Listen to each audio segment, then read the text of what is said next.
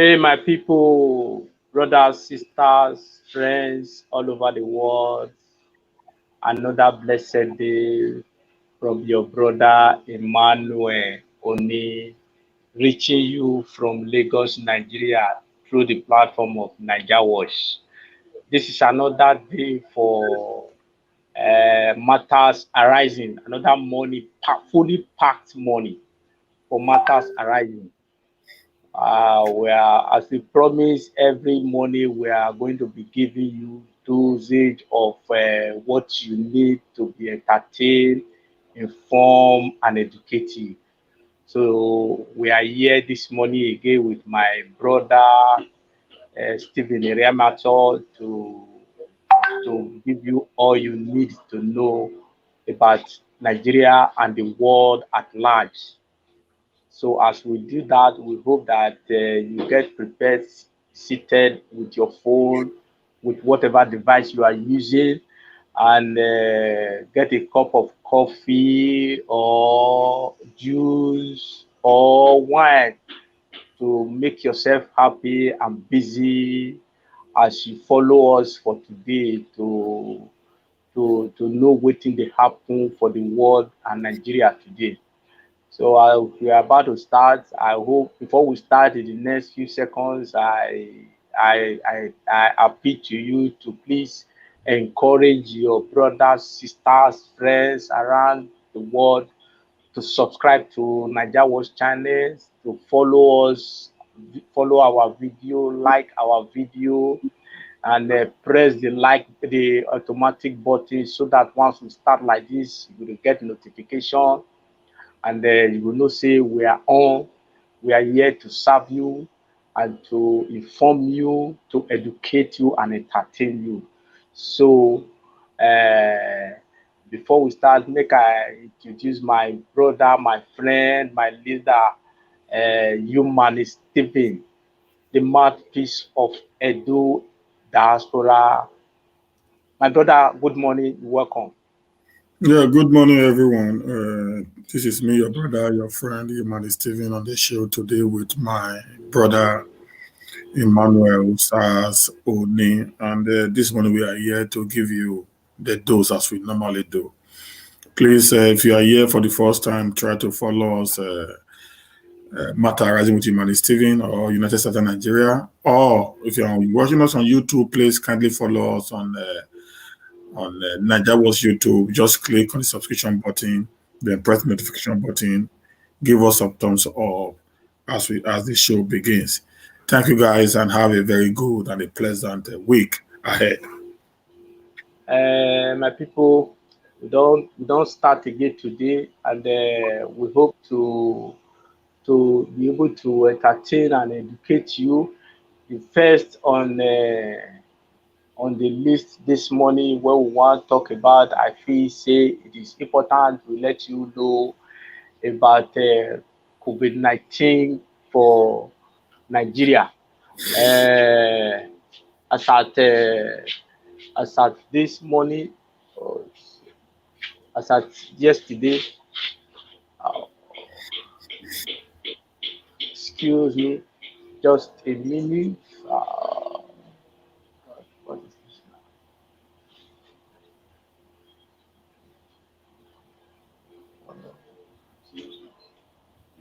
Just a minute. I'll be back in few seconds. I need to set up my WhatsApp. Oh, wow, wow, wow, wow, wow, wow, wow, wow, wow. Oh,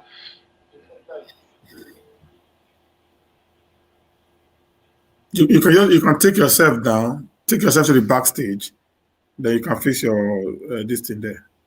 okay, okay, Just okay, take it to the backstage. They don't close. okay, Don't close. Don't log out. okay, okay, okay, okay, okay, okay.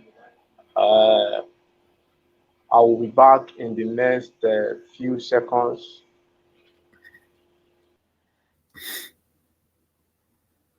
Please just bear that little uh, break in transmission is going to come up, in the shortest possible time.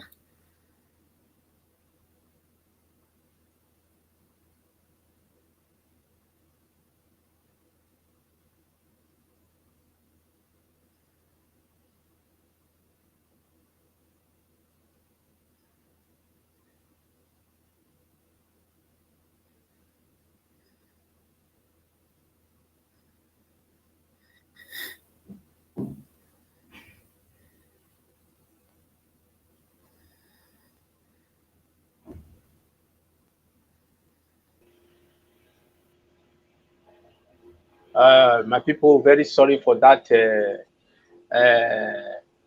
little distraction. It was a result. I don't set up everything this morning. Just that uh, NEPA issue. No, there no light. My generator shut down. So I'm sorry for that distraction that happened now. So that notwithstanding, we need to move on. We are ready to serve you and serve you well.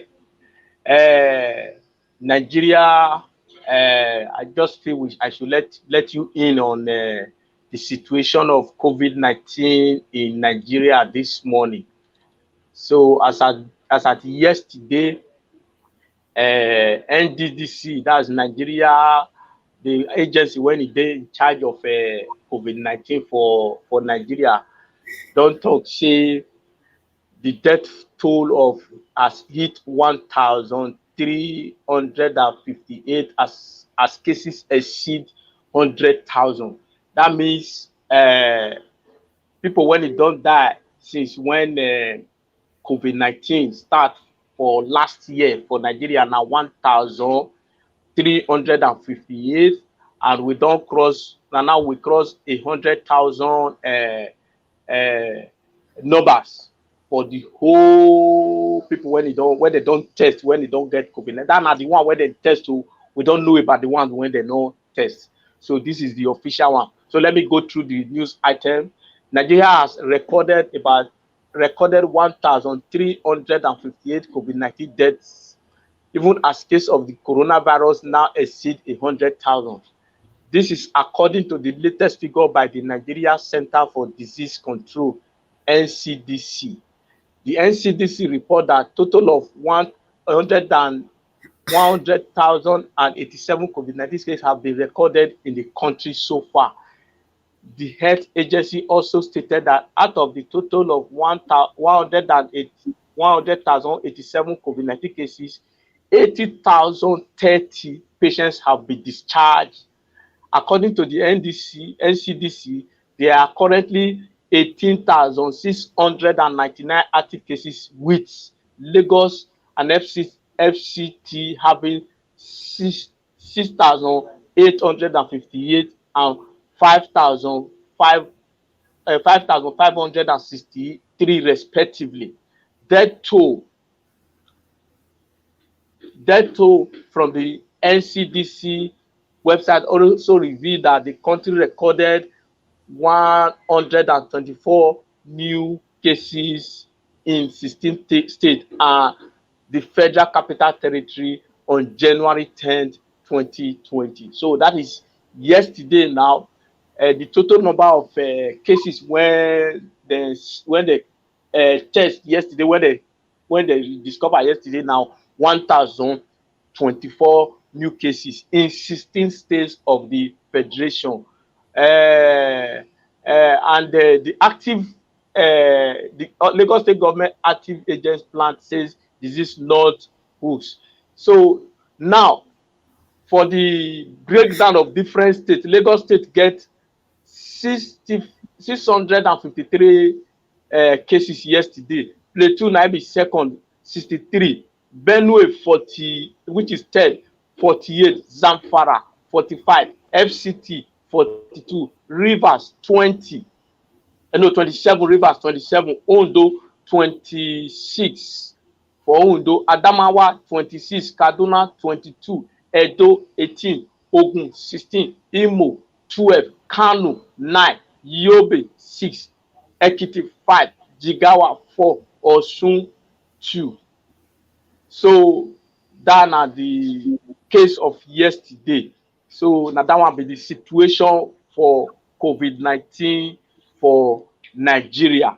So I just thought it would be good to to bring it to your notice how the thing dey for Nigeria, the numbers and the way they go.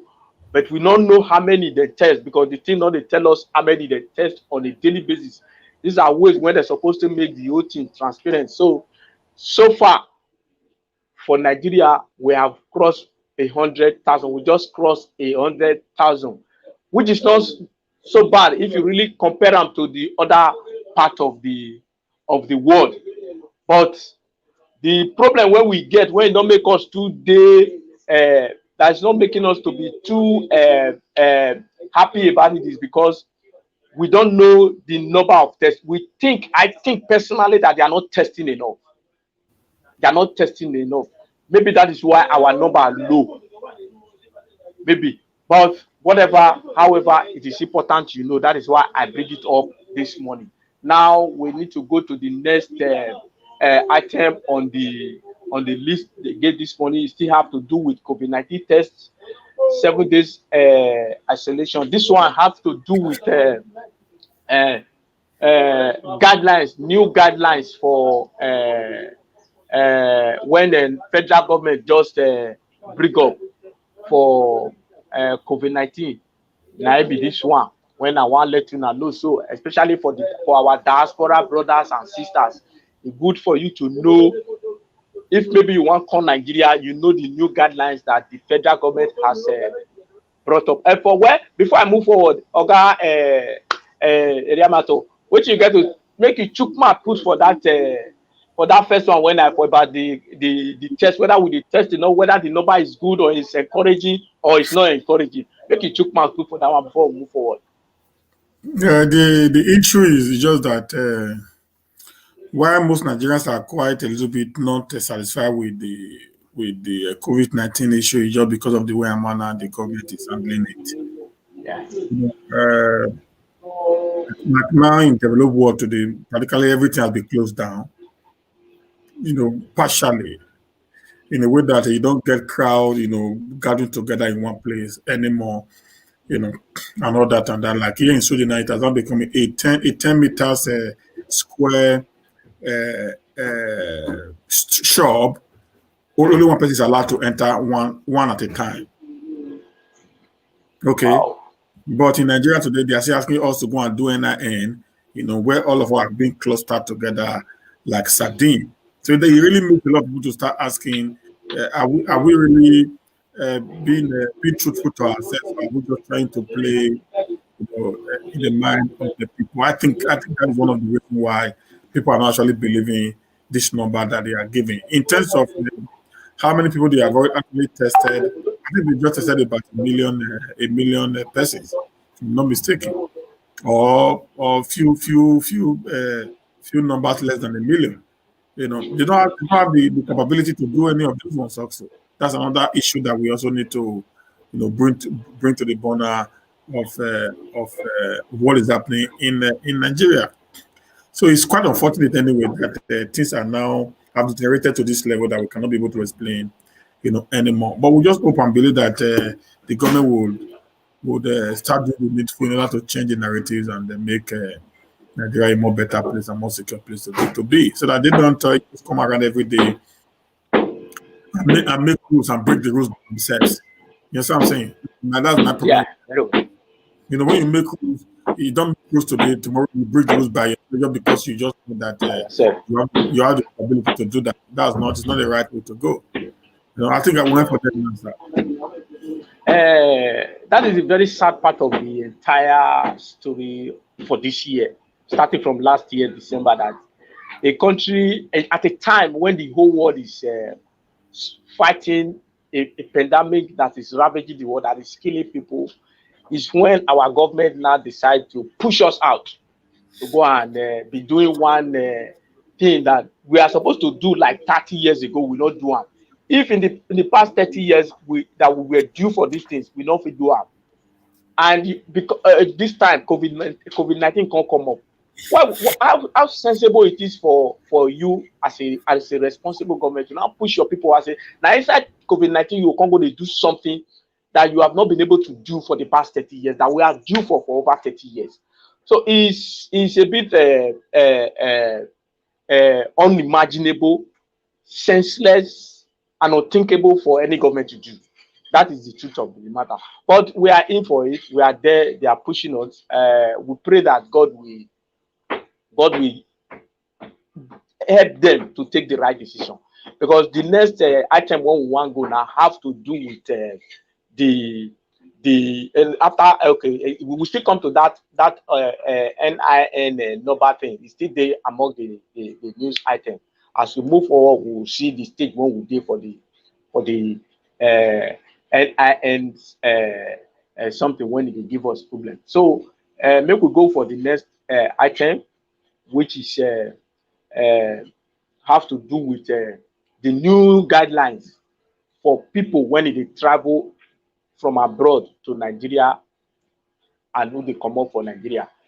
The government don't modify the law again, and I feel that it is good I put it out here so that for you, our diaspora brothers and sisters, you will know what you need to do now if you want to come to Nigeria. I think it's very, very necessary for you to get this kind of information. So make I go read the news as them talk am. The federal government on Saturday released a provisional quarantine protocol for travelers arriving into Nigeria amid the coronavirus pandemic.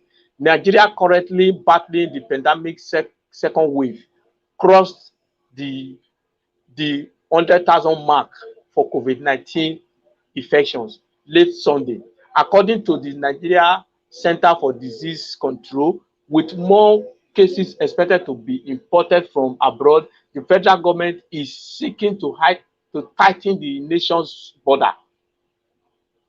The protocol, signed by chairman of the Presidential Task Force of PTF, requires travelers to perform a COVID-19 test not more than 4 days before boarding their flights into Nigeria. Travelers must also ensure to register via an online national travel portal, Nigeria International Travel Portal, where ncdc government.government.ng, where they are required to fill a questionnaire and pay for a second COVID-19 test to be carried out 7 days after arriving Nigeria. That means if you dey come Nigeria now, you go need to do your test at most or at least 4 days before you board plane coming to Nigeria. And then you still need to go to the website of the NCDC to go and fill a questionnaire and be ready to do another test here 7 days after you arrive. And you are supposed to pay for that test. So let's move on. Non-Nigerian travelers who float any of the protocols. Mommy, abeg, I dey busy. Oh, okay, ma. So, non-Nigerian travelers who float any of this protocol will be refused entry into the country and return to the point of embarkation at the cost to the airline. Nigeria border holders of a permanent resident permit who do not comply will be subjected to a mandatory quarantine of 8 to 14 days, depending on the result of the COVID-19 PCR test done from 7 days of arrival at a facility approved by the government and at a cost to the passengers airline. On arrival in Nigeria, travelers are expected to self-isolate or for 7 days, during which they are expected to avoid physical interaction with friends, family, and colleagues and their other members of the public. So now, that means if you come, you pay 7 days, you do another test, then, and you are supposed to isolate too. As you come, isolate yourself, stay away from members of the public or other members of your family for at least 5 days, so that we go tell you say, yeah, you are clear of COVID-19. Then if you fail to comply with any of these guidelines, there's a penalty for it. For those people who are Nigerians, the penalty is that they will keep you in isolation for between 8 to 14 days. And that depends on the result of the test that you are going to do. So you have to be prepared to pay for all this and follow these guidelines. Otherwise, the law will catch up with you according to NCDC. That is the level when we, that is the new guidelines for the travel. There's the one for Nigerians who are based in abroad. There's the one for foreigners who are not Nigerians that want to travel to Nigeria. So I don't feel I should bring you in to this kind of information. Maybe there are some of you that are willing, that are planning to travel to Nigeria, so that you know how to prepare when you are coming. You know what to expect on your visit to your home country. So, my brother, let make I hear your whole side of this matter too. Yeah, the issue is about the COVID test, the PCR test has been, I think, has been there since September 5th last year. Anyways, just that some travelers do not come with their Result PCR test, certificate. you know. So that has actually, maybe that is why they came up with this new. What is making noise there?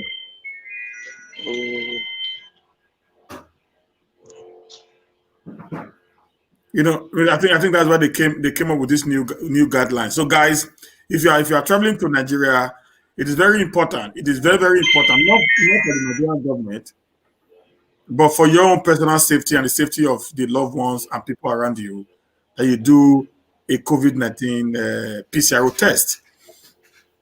And the reason why you do that is just for you to be sure that you are COVID-19 free before you boarded the flight. And while you are on the flight, I will also advise and plead with you that you must follow all the protocols and guidelines be listed out by the airline that is carrying you to Nigeria. Okay, there's some airlines that will tell you come with face mask. It become mandatory. There's some airlines that will tell you come with spirit, that is hand sanitizer. That, there's some airlines that will tell you use one face mask for a maximum of 3 hours. Then change it again and all that and that, and try as much as possible to follow every other regulation that will be enlisted out during your traveling to Nigeria. And when you get home, if you do the mandatory PCR test by the federal government of Nigeria, then when you get home, you'll be allowed to leave the airport.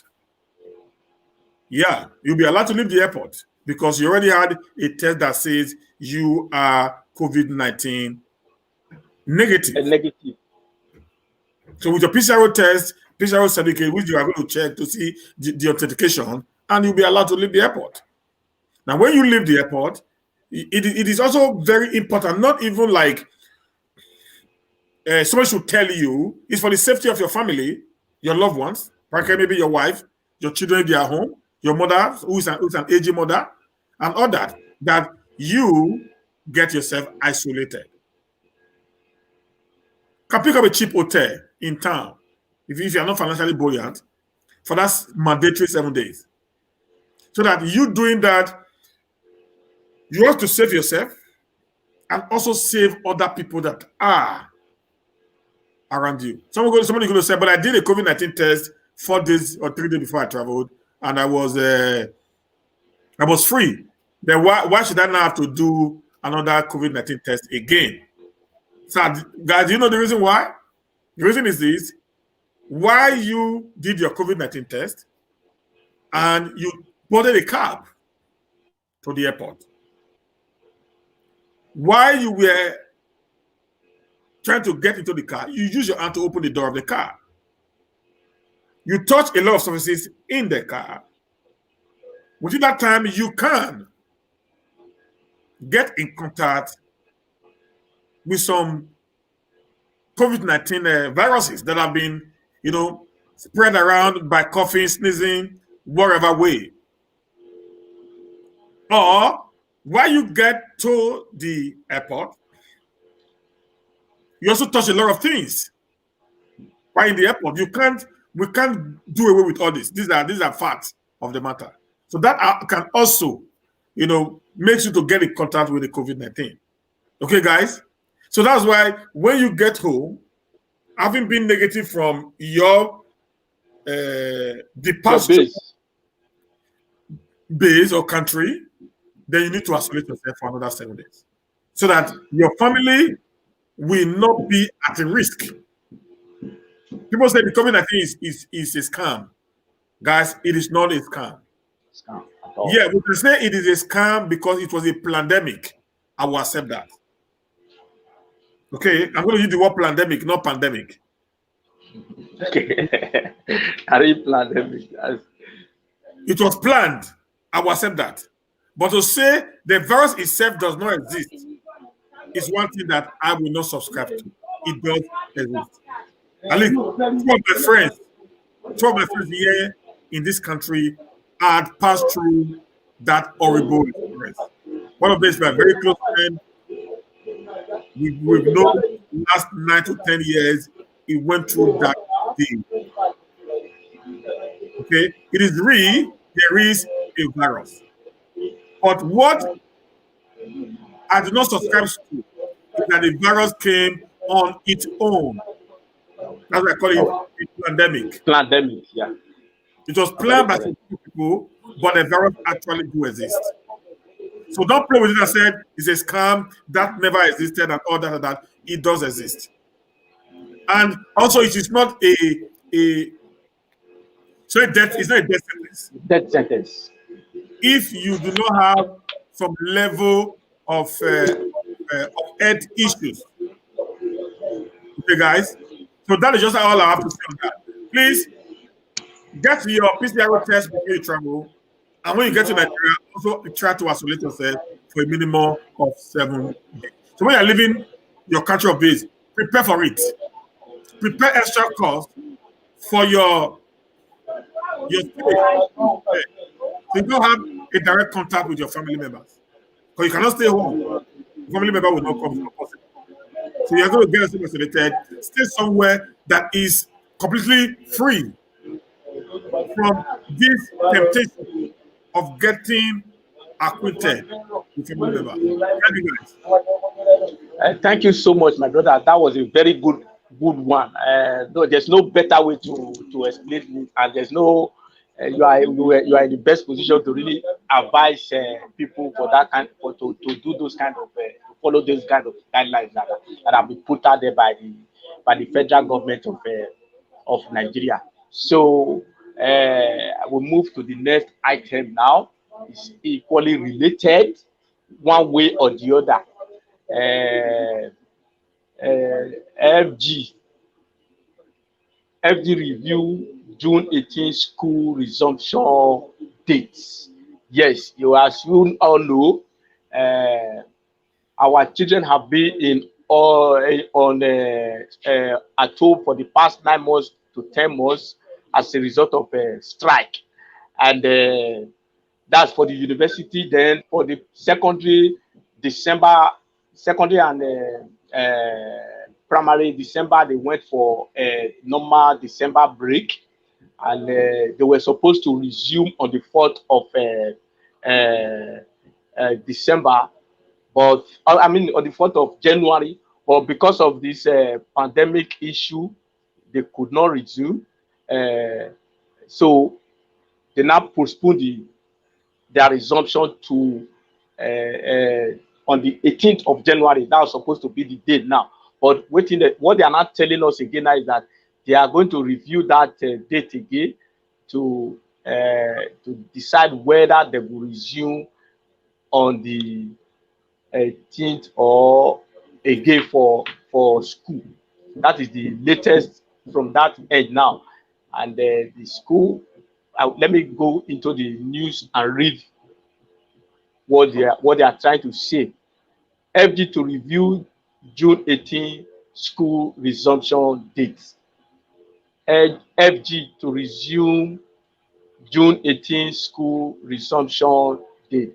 The federal government on Monday said it will review the January 18th earlier date fixed for resumption of school across Nigeria. Schools across Nigeria. It attributed the decision to the to the second wave of COVID-19 currently ravaging the country. Minister of Education Adamu disclosed this while answering questions on press during a press briefing by the Presidential Task Force on COVID-19 in Abuja. Adamu said it January 18th date of school resumption reopening is not sacrosanct. When we decide on that date, it was just a target towards what we are going to, what we are going on, what we are working on. Of course, we are keeping it in view and looking at what is happening in society, and then it's supposed to be a subject to constant review. Meaning that at the beginning of this thing, when they decide on that day, it wasn't a sacrosanct, it wasn't meant that that day schools must resume that day. They put it tentatively, hoping that their work, they will be able to achieve a reasonable uh, uh, uh, down the number of COVID-19 that is ravaging us. But as things be now, they've not been able to achieve their what they hope to achieve when they put that date for on the 18th. Now that date is subject to reviewer. So which means there's most likely, it's not clear yet, there's most likely that there will be no resumption for our children come on the 18th of January. Even even today, Monday, at the PTF meeting, we are looking at we are looking at the rising figures and thought about it if we should probably take another look at it. On January 18 resumption day, we are reviewing it. We are going to review it. At the PTF meeting today, Monday, we considered it, and tomorrow, today, Tuesday, the ministry is going to take it up. Branches of the Academic Staff Union of University had on Sunday assessed COVID-19 protocols in the universities and said the decision were not ready for safe reopening. So even the university themselves now don't even have come together and assess the situation.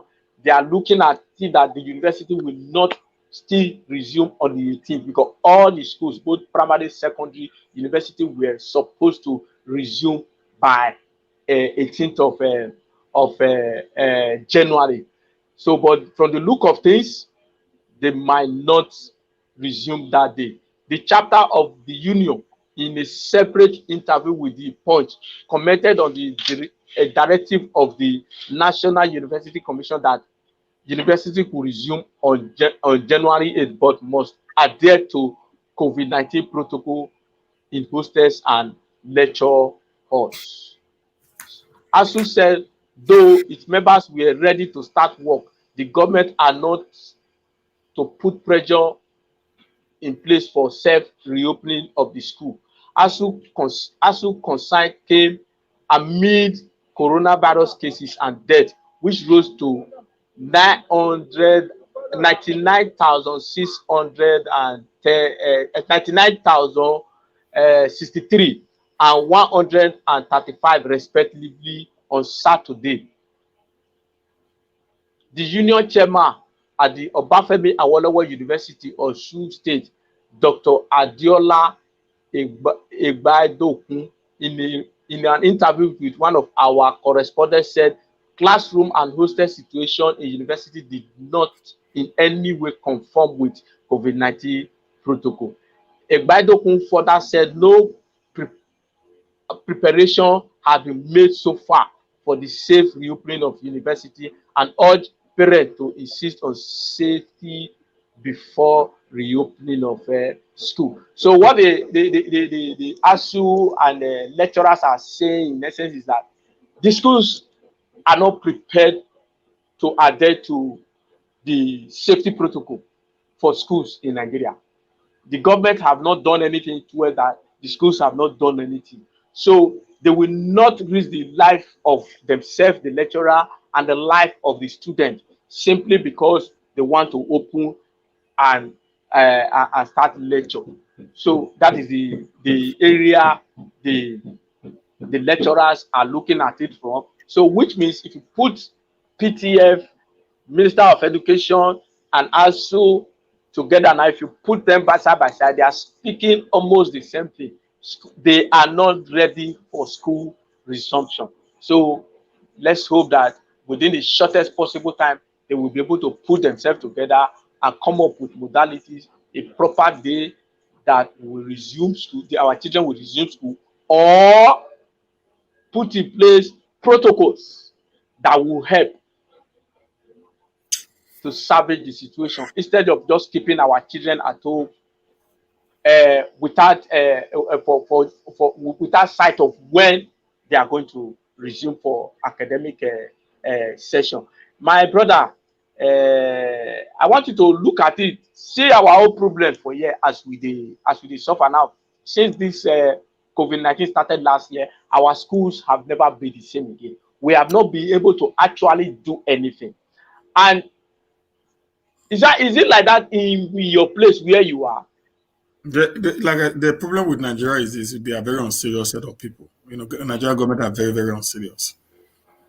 Okay, I know. Say many Nigerians, the government, and they go they look for me because they don't like us when they tell the truth anyway. But I always continue to tell them the truth. They are very, very unserious set of human beings.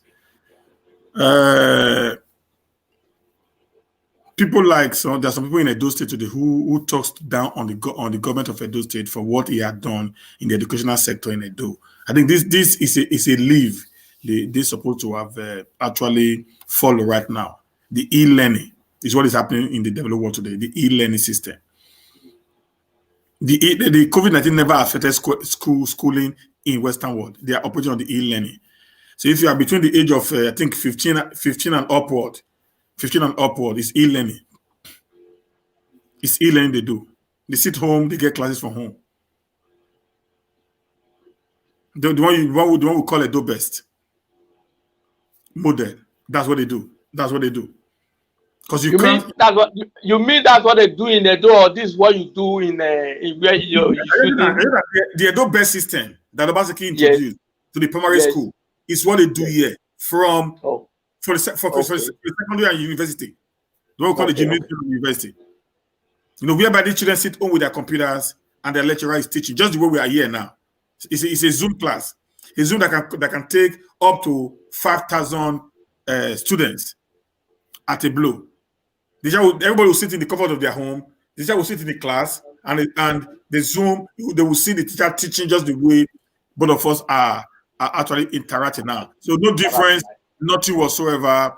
If churches can go online in Nigeria, if churches can go on Zoom, they have service on Zoom. Churches that have sometimes 50,000 followers, they went on Zoom. Why can't the government also have this plan out since March last year? It's already close to a year now since this pandemic came into reality. So, you know, the truth is their children studies abroad. Their children are still going to school. So their children are going to graduate when they need to graduate. They're not going to pay. Meaning this pandemic did not affect their education in any way. No, it did not affect any educational calendar here. Wow. Everything is still working. Children are even adults are at home. Schooling, just like this computer now. Class is 8 o'clock. They're going to see from 8 to 4. They're going to be in your room. Lecturing. Because, you know, they don't write on the board anymore. I think the board's kind of writing is already passed. They use now projectors to teach. Teacher sends you his lectures via email. Already prepared. Already explained. So all the teacher need to do is to come on and project the projector and give you.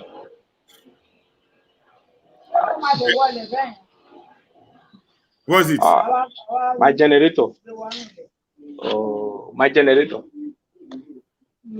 Oh shit. But it's okay. It's okay. You don't. It's okay. It's okay.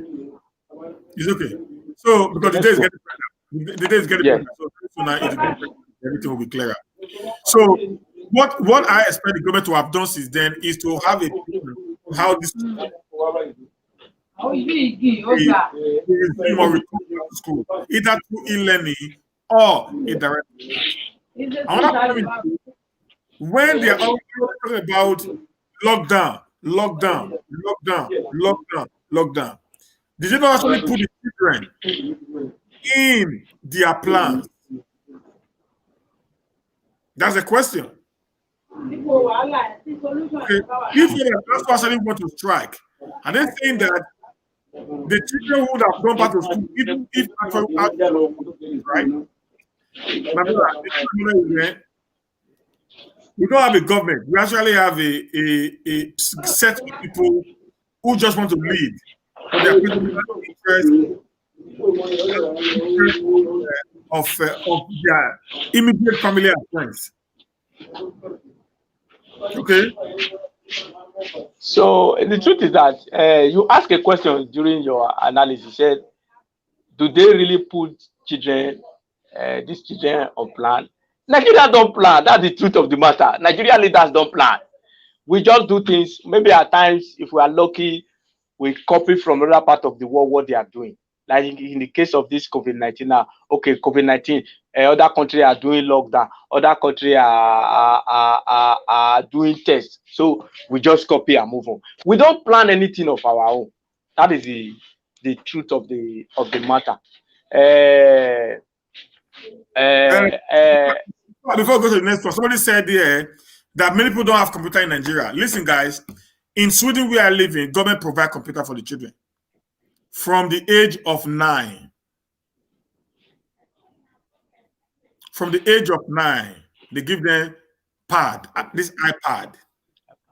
So when they are now in the age of 13, they give them a mini computer. When they are now in the age of 15, they now give them a standard computer like the one I'm carrying. So that's just how they do it. These are responsibility of government. And when they are going to on holiday, they also take all these things away from them and keep them in the school. Listen, guys, the problem is not the money. The problem is we have leaders who don't really care for the masses. They don't care. They don't care. They don't even think. Okay? That's just the truth. That is just the truth. It's not the money. They don't for the masses. The nation has money, but the people there are the ones that is actually embezzling this money all to themselves alone. How can a senator get 36 million in a month and a House of Reps get 29 million in a month? In a month. That is this wickedness. Even a professor cannot get in a whole year. Come on, guys. That what they get in a month is what a teacher will not get in 35 years of service. 35 years of service is what one senator gets in a month. That's what a teacher will not get in 35 years of service. Those money that these guys are actually getting is more than enough to make all these things we're talking about now workable. So the idea of how many people have computer in Nigeria does not even need to arise. White people are more poorer than us as individuals. We live with them. They are more poorer than us. But the government is what cover up that lapses, that gaps that is in need. Many of us have been home now for over a year. Government take care of some of our bills. You know what I'm saying? Yeah. Government takes care of some of our bills while we are home. Many of us have, the more children you have, the more money you make from government. We call it child benefit. Even before COVID-19 came, if you have a document in Sweden, I'm going to use Sweden as an example because that's where I live in, and you have a job, and your job is not actually enough for you to manage your bills. They give you what we call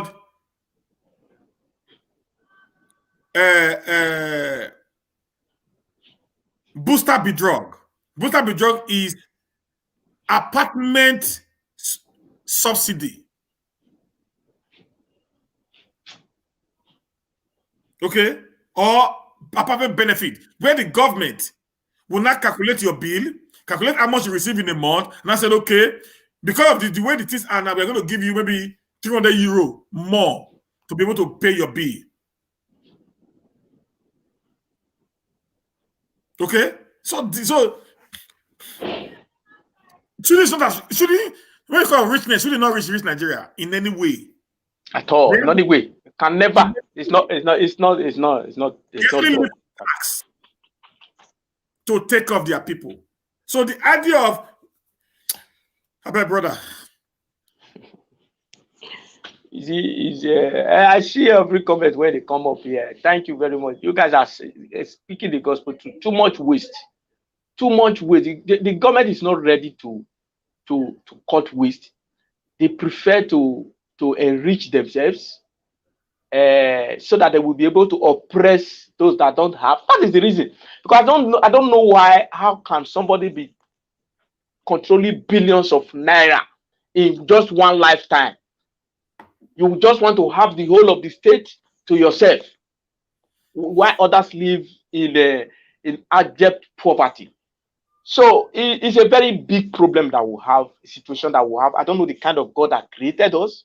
At times I sit down, I doubt if God is if it's the same God that created these Rudy people you are talking about, or United Kingdom leaders you are talking about. If it is if it's the same God.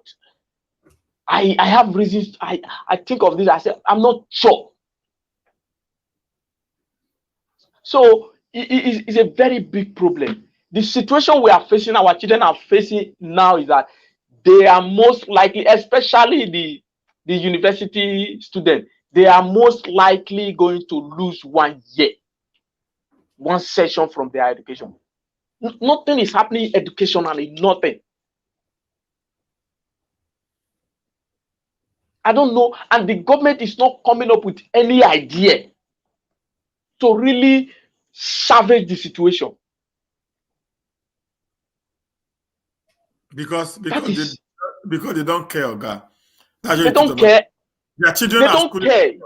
Yeah, their children are schooling abroad, So so they just. if they allow the children of the poor to get to graduate the same time with their children, then they're going to be a drag for the available positions in Nigeria. It's a systematic way Yeah, of that's the truth of keeping the people down. yeah. It's a systematic way of keeping the people down, so that an average Nigeria will not be able to come up and ask them questions. So they want to keep the people down. So by so doing, when the election is coming, when they now sprinkle 1,000 or 2,000 naira, the poor will now be fighting for it. They don't want the people to get to a point where they will be self-dependent on themselves and say, I don't care about your money. I am good enough to do what I want to do. So I think that is the idea. It's just mere wickedness. It's just mere wickedness to just keep the people down. So it's not a case of survival of the fittest. So if you are not fit, if you are not strong, if you are not wicked, then you cannot fit into the system. Except when you have any of this negative quality. That's the only way you can do anything. I see your message, MD Sosa. Why can't the government make provision for online learning? They don't want. They don't want us to go. They don't want us to grow. They don't want us to grow. They just want us to be down. They want to keep us down. So it's a very big challenge that we have as a people. I see everyone message. Thank you for all your messages. Thank you. As we move on, I encourage you to encourage your people to subscribe to Naija Watch channel. Press the auto button so that whenever we are coming up like this, you get notification of our program. like our videos, share it for all your contacts so that we'll be able to reach as much people as we can. That is the idea behind this. You want to reach people, want to be able to preach this message to people, want to be able to reach out to people so that we know that this is what we are facing. So that one way or the other, we will be able to get the information we need together to force them. We can force them. We can force them to do it the way we want to do it. We don't need to be. They don't need to make us uh, uh, uh, to be afraid that we will not be able to do what we need to do. They are benefiting is benefiting them the way it is now, so they don't want us to grow. But we will grow. They don't, whether they like it or not. We must break out of this bondage one day. Very, very soon we will break out of it. So, like our pages and share it to every of your contacts so that at the end of the day we will reach many people as possible. So the next on the item is NIL registration might be suspended due to large crowd, says health minister. Unfortunately, I will not be able to read the news full news again because my generator shut down and my computer is down now. I'm supposed to be reading from the computer. That is the situation we are right now. This is one of the things we are talking about. For the past 3 days, we don't have lights, and we try to. My generator work now. I don't know what happened now. Is down for like I shut down twice, and it's not coming up again. So, but we'll try and do as much as we can to inform you. I will try as much as. So, what this news item is talking about is a Minister of State for Health yesterday or day before yesterday said in I think it was somewhere in Ekiti that the way things are from what is Mr. happening. Yeah. Let me read this one for you. Okay, sir. Thank you so much. Thank you so much. Thank you so much. The Minister of State for Health, Oluronibe Mamora, says the ongoing national identification number enrollment may be suspended due to large crowd, which poses COVID-19 risk. Mamora, who is also a member of the Presidential Task Force on COVID-19, said this on Monday during an interview on Channel Television Sunrise Daily program. I don't feel good looking at the picture where people are gathered in multitude. It's like a super spreader event, which we don't like. I'm also aware that the relevant ministry, which is the communication and digital company, is looking at this. My understanding is that the whole process may be suspended so as to reorder the whole process in terms of management of the crowd, because it was never intended that it will become a rowdy process like this. You guys are very stupid. Very nasty. So people may have to wait and call at the interval to go through the process, he said.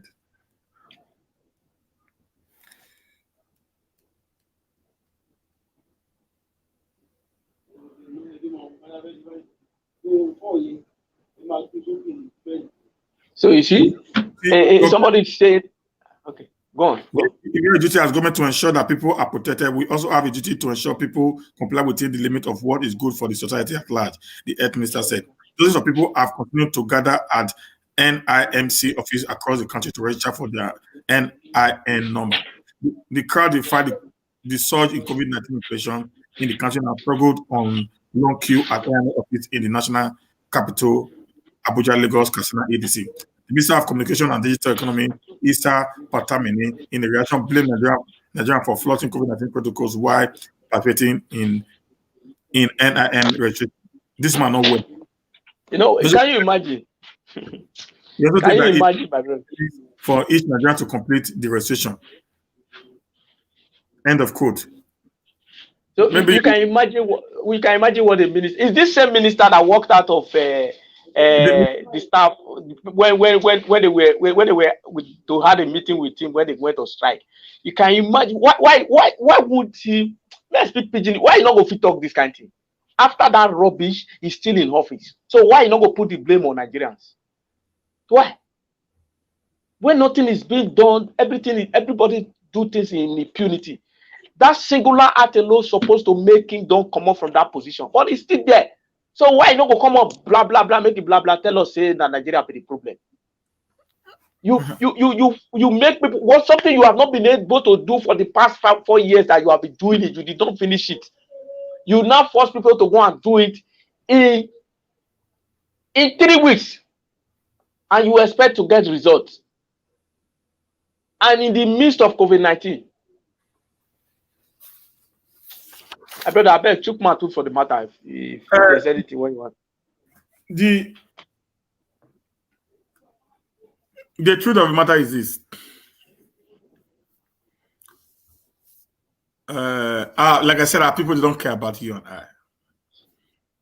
Another thing is they follow Western ideas without not trying to localize it or domesticate it. Yes. You know, when they see people doing it, they just want to jump into it. I remember I said on this show on the 21st of September 2020, 2 days after Obasanjo won the election, I talk of NIN number, which we call personal identification number here in Sweden. I talk of it and I gave the government on how this can be workable. Even before this one came in, I've already talked about the people that follow me. They can bear witness to what I'm talking about, sir. The video is still on Nigerian YouTube. And I said, the first thing the government needs to do is to create a portal. They've been doing this thing in the last 4 years, or even more than 4 years. Yes. In the last 7 years. I said they should create a portal, build up the portal, encourage people to go and do this registration online. You do not need to go to an NIMC office, for goodness sake. You let go there to do your fingerprint. That's all you need to go there. Why you go for your fingerprint, then you are not be captured with the capture machine to take your photo. Then the moment that is done, automatic generation will be given to you in less than 24 hours, which will be sent into your email. Then if you now need a hard copy, you cannot request for it from the NIMC office, which you will not be given an appointment on when to come and pick it up. These are just easy things. These are easy protocols that we can easily just go through. And I made all these things very known, very broad and clear to the government. Like I said, because some of us, we are not money bags who carry money around, who can be able to spend. They don't want to listen to some of us. They think our intellectuality is a waste to them. Okay? So, you're not saying you're going to people are breaking their protocols, people are doing this and that. Guys, this is not even the issue. Now, Tori, this is your work. Okay, it is not even the issue.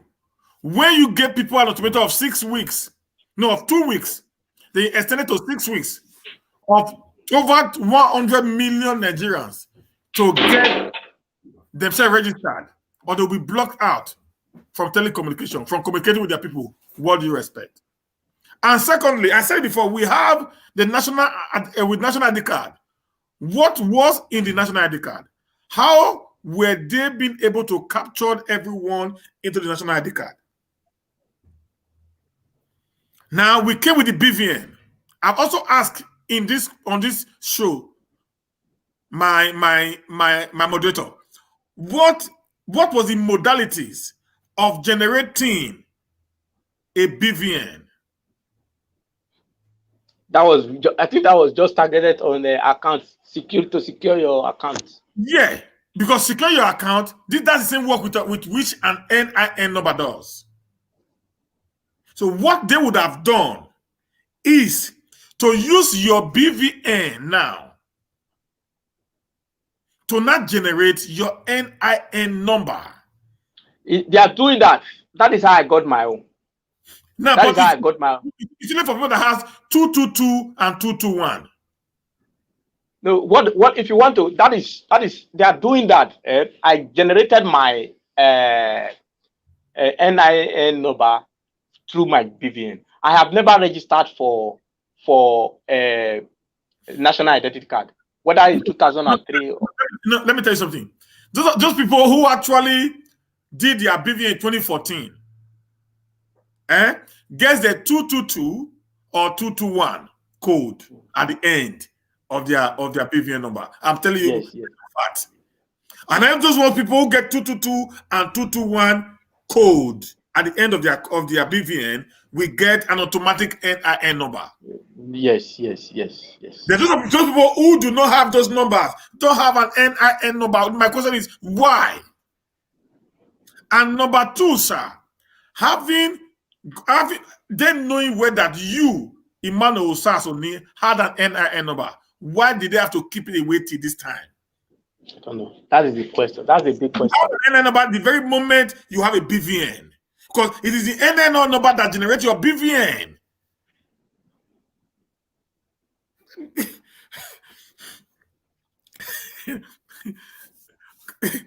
Sometimes sometimes I get frustrated. You know why?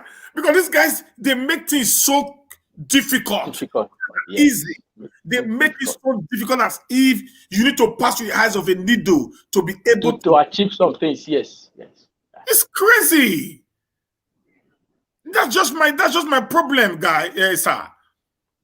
They know you have an NIN number. Why not okay? Everybody who registered from who had an account will have an automatic NIN number. Okay? They will just do what they need to do for the BVA to be able to generate your NIN number fast and simple.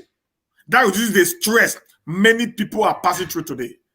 If they do it that way, if it's very efficient the way you say now, they will not make money. This staff will not make money. They will not be able to give target to their people who say go and bring that's the problem. That's the problem. The corruption is what is making our people process that we ought not to have passed through. And I'm going to tell you another thing, sir. Do you know since 20th of December 2020 till today being the 12th of January 2021, we have had over more than 10,000 beds in Nigeria. Over 10,000 beds in Nigeria. You are putting up a system, the system that is not actually making a provision for the new babies that are coming into the world to have an NIN number. Is that a nation? No, it's not. You know, in Sweden, the moment you are born, the very moment you are born, the time, the date, everything be recorded by the doctor, certified. The document of that child, that's why they give name to a child in the hospital. Yeah. They just ask you what you name, what you call the child. Then that name and the name of the man who is sent as the father. If the man is not there, the name of the wife, the surname of the wife, will immediately be transferred to the tax office, who is responsible for the NIN number. Say, this child was just born today. Name, date of birth, time of birth, and all that and that. And at the end that is done, immediately that is done, within the next 3 weeks, an NIN number will be generated for that child. Now, this child that will be born in this period of time, how are they going to be captured into the Nigerian National Identification Management Commission portal in order for them to be able to get their NIN number? So they make things difficult for themselves, pretending, believing that these things are a bit difficult for the people. It makes them look as if they are so dull, they actually don't know what they are doing. If I have a BVN number, that automatically guaranteed me to have an NIN number. If I have an international passport, that should guarantee me to have an NIN number, sir. Okay? Because your NIN number is only applicable, available, usable, workable in Nigeria, not outside Nigeria. Yeah. No. But your international passport is what takes you around the world. That is why if you give me a passport, if you give me an international passport, okay, Stephen, you are a Nigerian. This is your passport. This is what I carry along. That is why when they put my passport on their machine, it reads my information. It means I'm already on a database somewhere in Nigeria. What is wrong with these people, said? Why do you make it so difficult? It doesn't show that listen, that's why they can easily catch me on a crime that I committed. Yes. Because the moment they put it in, it reads my data. See, I already had the data with the immigration. I already had the data with the bank where I operate on. So I already have my data. And this data is going to one central data, which is for intelligence and security. What the heck are they talking about?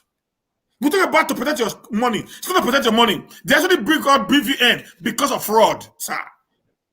Of course, of course. Fraud. So it means if it's fraud, it goes to the security data, which Yes. that's what the NIN number is also stand for. Why duplicating this up everywhere? Making jobs so difficult for people. All they need to have done is to find a way for you to generate your NIN number through your bank or on your own. It's simple. If you have a BVN, you can. This is what they can do. They can get an expatriate to help them Yeah, of course. BVN to NIN number. That the moment you put this in, it will give you an automatic generation, which cannot be duplicated because it's a system. It can't be duplicated. So it means that one person cannot get two NIN number. Two NIN number, yeah. If you have one BVN, it's one BVN. You can never get two BVN. Yeah. That also makes it easier for them not to have this issue of duplication of a process. Okay, I'm not talking about voters card. No, we take voters card away. But I'm not talking about the two major things: the BVN and the international passport. International passport has already captured everything you need. For everything about you, yeah. So this is the way to go, Nigerian government. This is the way to go. If you guys don't know what to do, sometimes try to listen to some people who may not be the challenge. They are not really. The challenge guys, they will not listen. The way you are talking now, the way they are going to they see you as their enemy. They see you as somebody that's attacking them.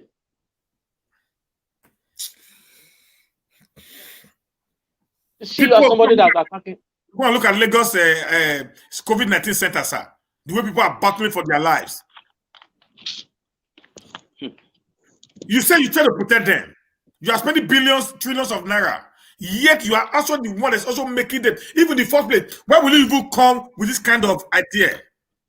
At all. In a pandemic period.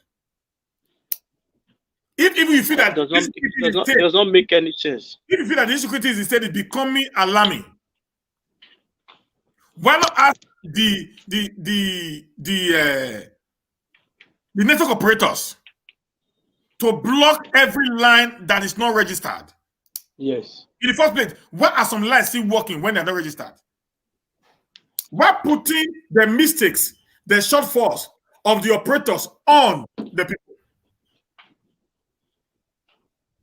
Why putting the mistakes of the operators on the people?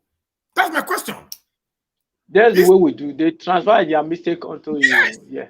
Because it has been many years ago that if your card is not registered, the card does not need to work at all. Even yesterday, somebody called and said, do you see how the number you used in 2014 to open your BVN? How will I have the number?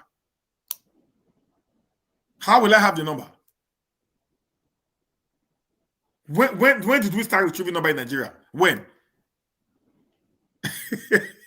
when did we start retrieving number in Nigeria? When?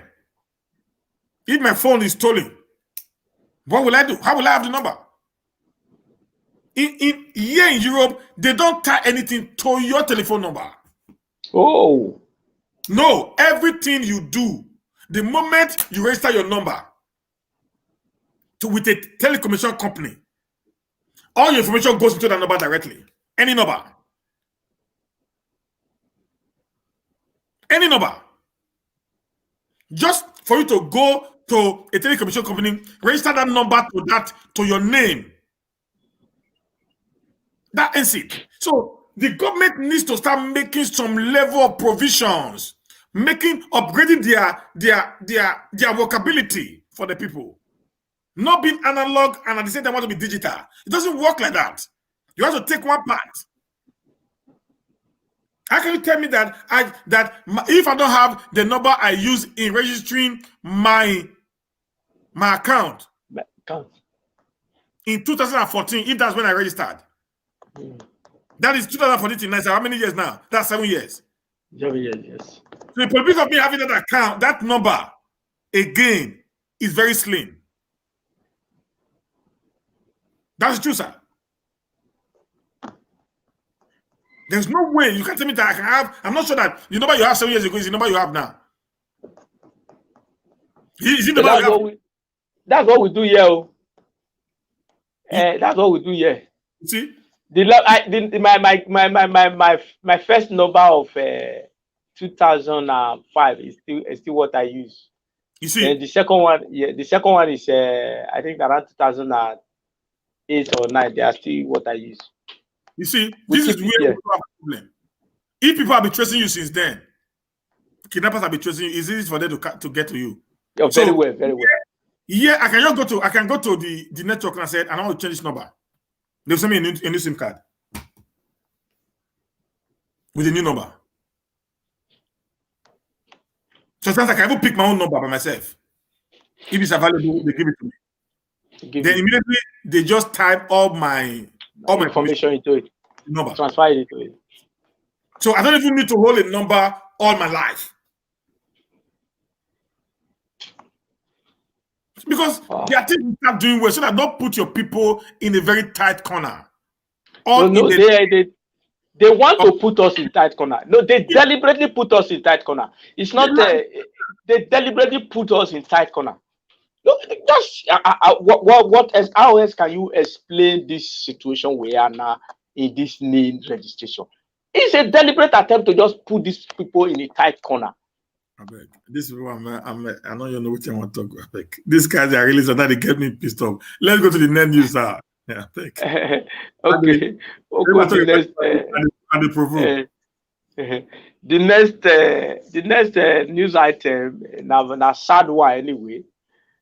20 people die in Bauchi road crash. 20 die in Bauchi road. I think this thing happened on Saturday or on Sunday, where for Kefi Abuja road something. I beg, let me look for the news and let's go through it. See what we have. This is on the sad one. Yeah. Okay. 20 people died at Bauchi road crash. So that 20 people have been reported killed in a road accident along Bauchi Express near Iwun village, a suburb of Bauchi capital city. The police station officer Bauchi command Ahmed Wakiri confirmed the incident to Channel Television, adding that the cause had been deposited at the ATBU teaching hospital mortuary. Sorry. According to Wakiri, the incident occurred on Sunday afternoon when two commercial vehicles, a Volkswagen Golf heading from Misau to Bauchi and a Oma bus heading to Maiduguri from Jos collided. One of the vehicles was reported to have gone up in flame and its occupant got burnt beyond recognition. After the 22 passengers involved in the accident, only 2 survived and are said to be receiving treatment at Abubakar Balewa Hospital, Bauchi. End of quote. Let's just take the second one along with it. That's in the same sad note. 17 travelers died in Abuja Kefi road crash. 17 passengers died. 17 travelers who were plying the Abuja Kefi road between Gadu and Akwanga local government area of Natural State died for an accident on Saturday. Federal Road Commission or unit commander in Akwanga, Assistant Corp Commandant Ebere Oyimbadua confirmed their death to Channel Television via telephone on Sunday. He said he will receive a distress call of a ghastly accident by 7 p.m. along Aguada town, which is between Aguanca and Gudi towns. We rushed to the scene and found a commercial Volkswagen Saloon bus and a private Toyota Serena bus, both engulfed in flame with the occupant inside the burning vehicle. We called for the fire brigade. Fire brigade was contained by 11 p.m. and we completed the rescue by 2 a.m. at Pituna. Eberi added that preliminary investigation showed that the Sharon bus was coming from Abuja and the driver had to try to overtake another vehicle while on the hill when he ran into the Sienna and both vehicles went up in flame. He said the occupant of the Sharon bus had been deposited at the Konga General Hospital, while those of the Sienna have been taken to the Hatu Ara Specialist Hospital in Lafia. End of quote. So I just brought it up to kind of show you guys what we are. Armed robbers are killing us, cultists are killing people, bandits are killing henchmen. Then the roads again. One happened on Saturday, one happened on Sunday. I don't know what we are doing. Every news every day is dead. I want to use this opportunity to call on the government, please. If there are laws to be enforced to control this traffic, this reckless driving, if it's as a result of reckless driving, please, let's do it. If it is not reckless driving, it is bad road. Please, let's work on the road. We are dying. We have so many things taking lives. So many things taking lives. It saddens my heart anytime I see news like this. These are avoidable deaths, both from the part of the government and the part of the drivers. These are avoidable deaths. There are things at this stage of life that shouldn't be heard. Even if it will happen, it will be once in a while, not on a daily basis. It is because of this daily basis things that make me brought it. Otherwise, it's not the news I'm supposed to bring up. But because of the daily occurrence, that is why I have to bring it up. There are things that are avoidable, both on the part of the drivers, the road users, and on the part of the government. Fix the road.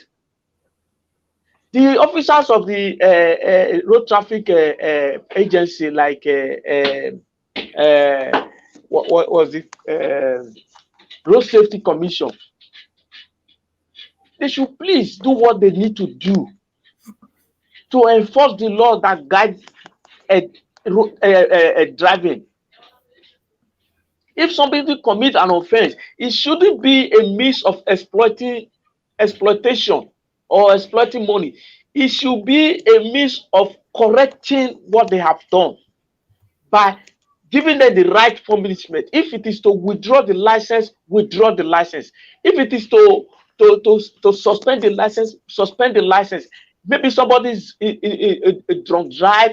Maybe somebody drive when he's so tired that he's not sleeping on the steering. Because these are some of the things that cause the reckless driving. But because these laws are not fully enforced, the way it's being enforced is our agencies see it as a means of exploiting the public. So when the drivers commit or beat the traffic law, what they now do is to collect money. No correction.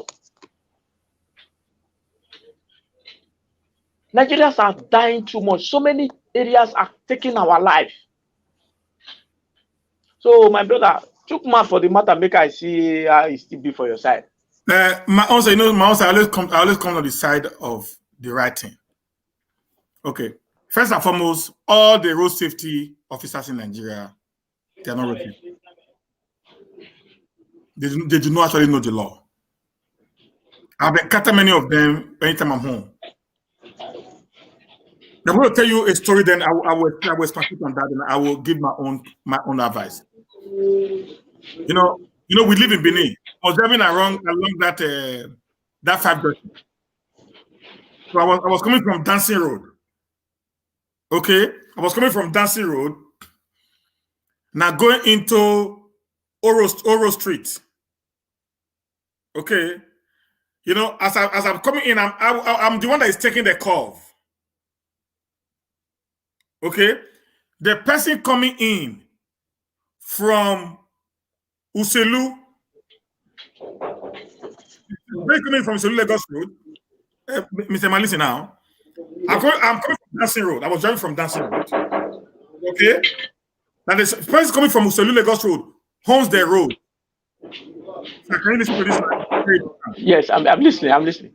Owns the road, not me.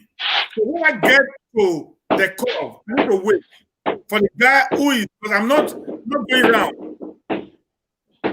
I'm transiting to another street. So the guy who is coming in to go around the road, there is a free movement for me to park. When I was waiting, I got to that junction. I wait on, put on my indicator, telling them that I want to go to the right. Another car from the back. It was coming from the local. He passed through my side like this on my car. Boah! I got out from the car, left my car, just put the car off, came down, and I started complaining. Do you know the road safety man that came? Said I was wrong. And I asked myself, number one, my car was parked by law. Whosoever that hit you behind is wrong. That's law number one. Number two, a car that is parked, whosoever that hits a car that is parked is wrong. And I said, law number three, but by international standard, by international law, the guy who is on the runabout owns the road. The guy that is going out of the runabout. After I make all this allegation, you must say, okay, you want to teach me my job now. Okay. That's where pride comes in. Pride. The boy said, I said, my friend, listen. This guy will fix my car. You think this man will fix my car. I will call your officer, your commander will come here and say today. I said, you don't know what they're doing. After a while, a lot of people came in and they were not begging me, your car did not. I said, no, my car did not, it's not, nothing I put on my car. But for this man who says he is an enforcer, a traffic enforcer, who do not have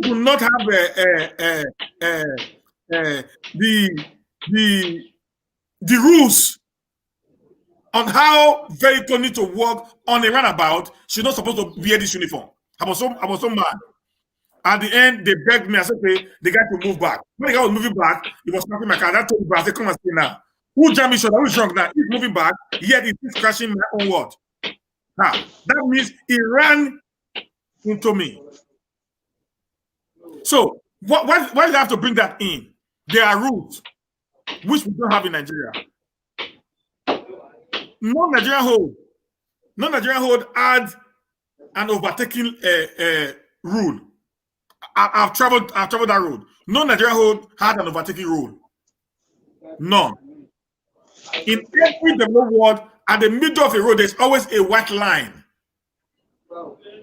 which divide the two roads together. Okay? Which divide the two roads together. No road signs. No, nothing whatsoever. And also, the people who actually travels on the road are not actually drivers. I have also told the government on many occasions that some of us are ready to assist them, bringing into bear the Western laws which they can be able to implement. How do you expect that there is a hill, there is no sign of no overtaking on the hill, That first is the problem, the road safety. In here, they will tell you 200 meters to that hill, they will tell that there is a hill, no overtaking. Maybe 200 meters to a bend, a sharp bend, you say a sharp bend, no overtaking. No overtaking. So the road safety controls you while you are driving on the road. It gives you a guide of what to do, what not to do. It is against the law for anyone to overtake on a hill because you don't know who is coming. Yeah, you are not seeing. You are not seeing fine. Yes. Other vehicle also know the distance. Is it possible for you that you can be able to maneuver yourself? Yes. Not at the risk of both the incoming one and yourself. That's why when you are driving a car, they will tell you you drive 3 cars at the same time. You drive your car, you drive the car at your back, and you drive the car at your right. Okay? So that's why you see, cars must move. The side mirrors and the rear mirrors, you move, you wash them, and you wash your front. I think that it's not applicable right now in the Nigeria system. We blame the drivers, yes, but when there is no law for them to abide to, then anarchy becomes the day. Do you know that many of the road safety cannot even drive? You never have driving license. You don't mean it. Yeah. Many of the road safety don't even have driving license. There's a woman who hold me one day at that roundabout that is very close to Canada. I'm taking my wife to the hospital. And the law also says when it is yellow and the red and the windscreen of my car has already passed the traffic light, I am permitted to go. I'm driving down with the speed and it becomes yellow. It will make my screen, my windscreen passes the traffic. It means I must leave. It's not an offense. But this one, they hold me. I must have to explain to this woman, madam. The police, you explain to them, you just create problem. Yeah. That's where pride comes in. It's everybody in Nigeria. You want to teach me my job, even when it's clear that he doesn't know the job. Do you have driving license? He said no. Says she doesn't drive. So how do you know the rules? I was both outside. So he took me to the office. She didn't to say at the area command. So how do you know the rules if you do not have a driver's license?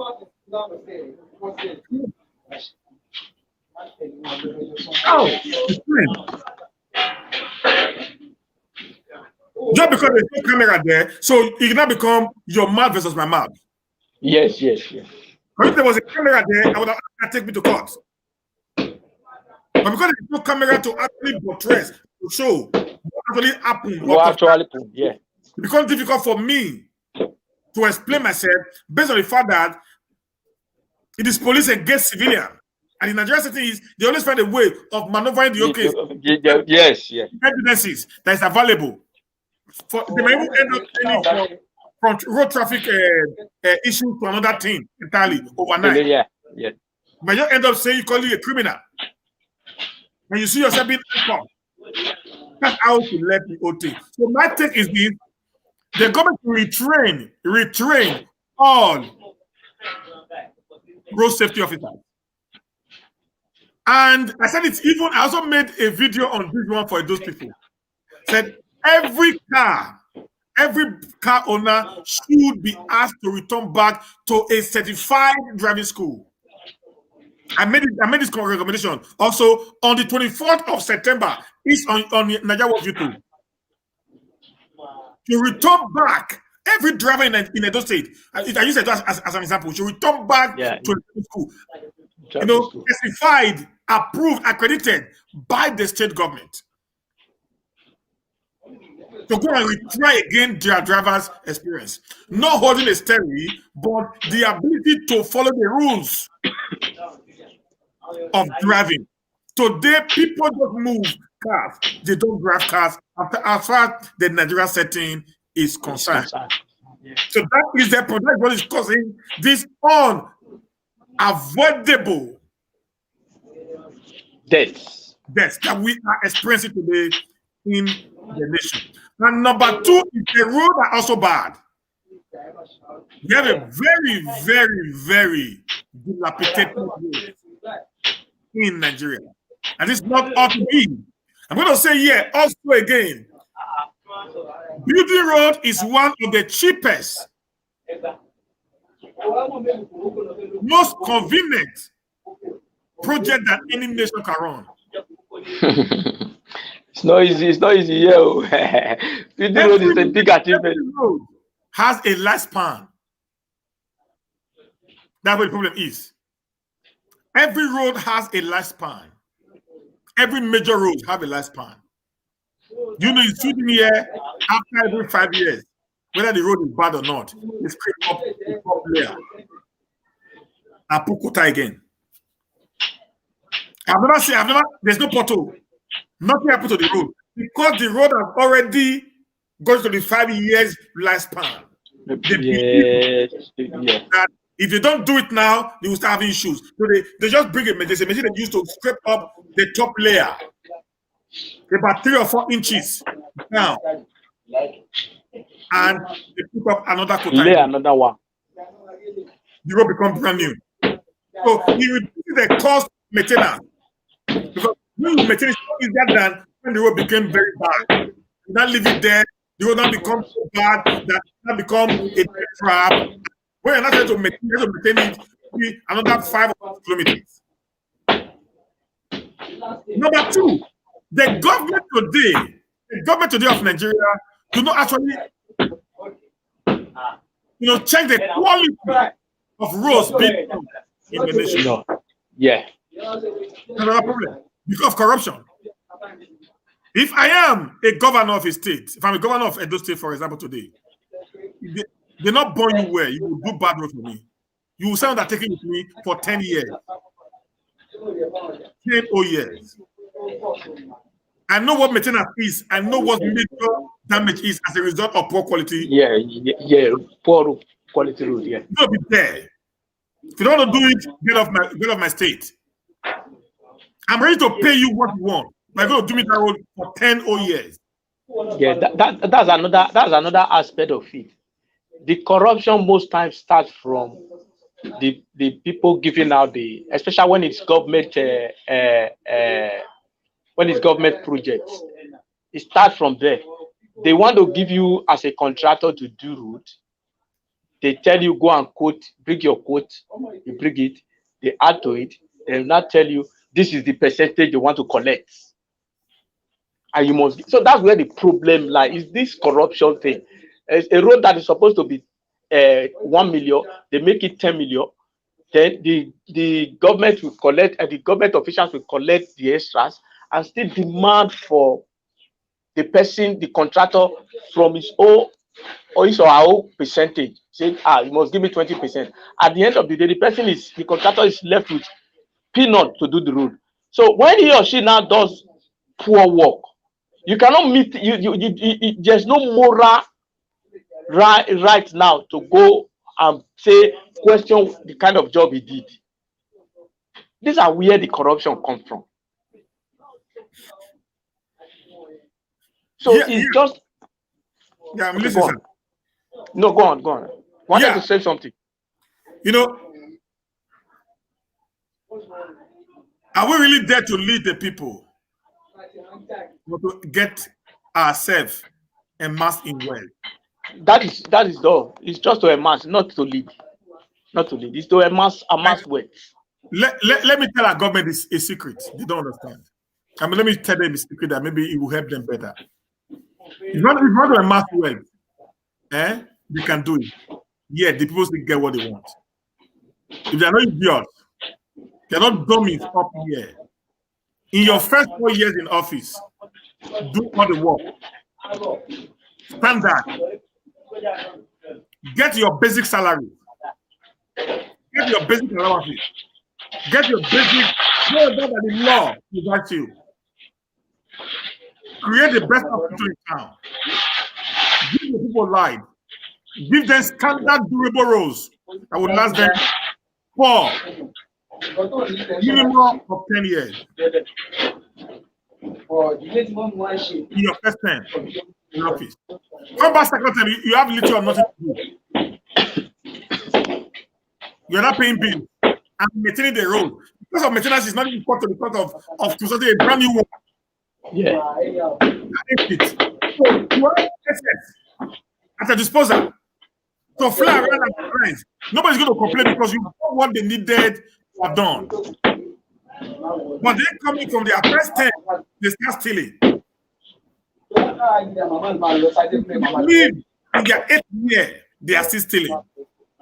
That's a problem. How can a governor or a president gives a road contract and after 2 years the road is already bad? Yeah. 3 years down the line. And you don't see that as something that is wrong. You don't call the control of that. They will give a road now. You give airport road and if you are going to the road, the airport road and to Ubage. Okay, the road on paper, the road that we awarded are constructed, done, but on turn, people great and never use that road. How can that be? You know why it's possible?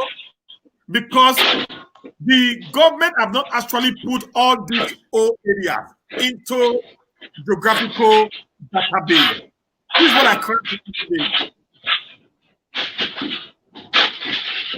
They need everything needs to go into database. If that happens, it makes the job more easier for the government. Yes. I've told about it before. I'm going to take a game here.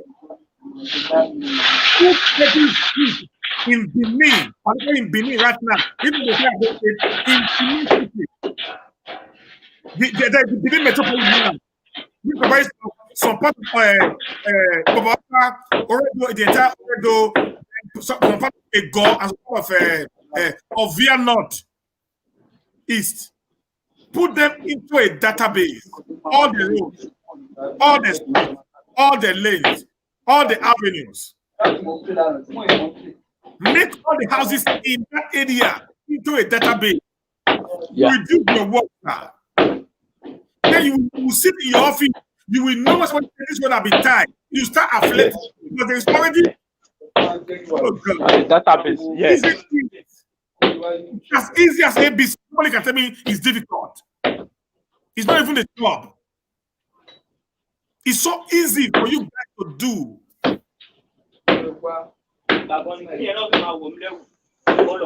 It's just the political will to do it. Oh, no, go to another news. Yeah, my brother. Just the political will to do it. That is the problem. It's not like we don't have the will without to do it. It's just the political will. Until we gather the muscle, the political will to act and do the right thing, it's going to be very, very unfortunate that we might not be able to live where we are. We need the leaders to make up their mind to really work for the people, not to work for themselves and their family. Is the real problem that we have. So the next on the item is a DSS alleged plot to incite religious violence in Lagos, Kano, others.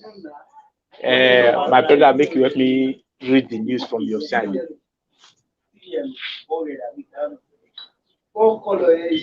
Department of State Police has allegedly plot to incite religious violence in Sokoto, Kano, Katsina State, River, Oyo, Lagos states in the southeast.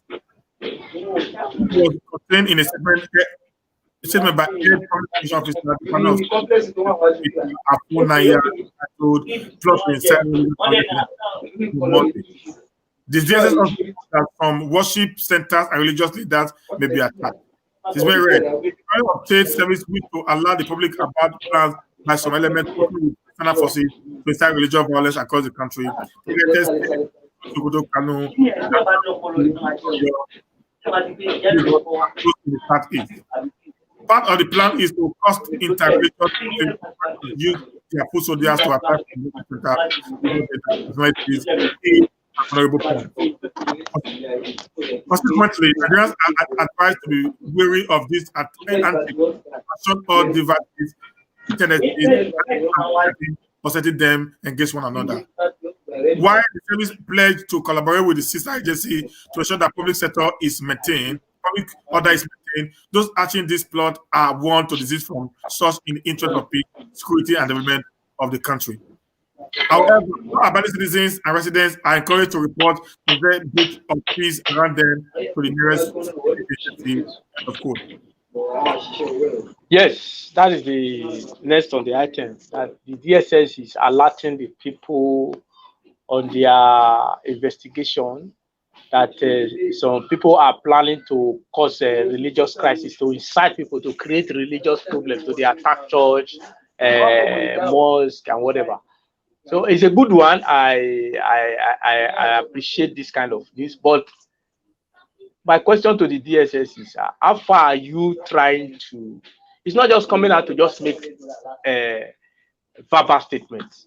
What are you doing to mitigate the people? I mean, the problem, to meet them, to catch them where they do them. It's not just enough for me to come out on public space and announce anything. What if these people can't really do them? Why not catch them before they come up, the plan mature? That is where I see. You catch them before it mature. I would have expected, it would have made more sense to me if, as they announce and they say they don't catch 5 people when they plan to create problem, to incite the public. It will make more sense to me. Not you just come make verbal statement, create tension. So as far as it's a good one, but I still not think it is good enough. To my own personal opinion or belief, this is not good enough. Because your work is supposed to be secretive. Catch them before they come out to carry out their crime. Not coming up, just make verbal statement. If the people are serious, if it is really true, this statement does not stop anybody from doing anything. It doesn't stop anybody. So my DSS people, please try and do more. Do more. We need much more than this alarm raising, so to speak. We need much more than that. It's not just raising alarm. Catch them before they carry out their crime. Catch them at the point of planning. Not just make verbal statement and everybody go to sleep. What if these people really come and do something tomorrow, next week, and the state is the country is throwing into chaos? Then we start running up and down. By then, maybe we have lost some people in the art. So, my brother, make you chook your own mouth for the matter. If there's anything to say about it. Yeah, for me, Nigerian DSS have been a joke as far as I'm concerned. They've been a joke.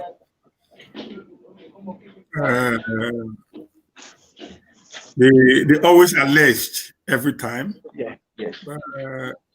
They get involved in things they're not supposed to get involved in, like arresting Showore. It's not the job of the DSS. Showore is not a threat to Nigeria, for example. And a few days ago, the ATL came and said they are already working on 10 or on 1,000 vigilantes to parade themselves all around our forest. All over Africa, all over Nigeria.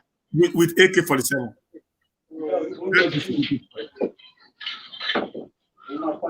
Nobody actually approved those. And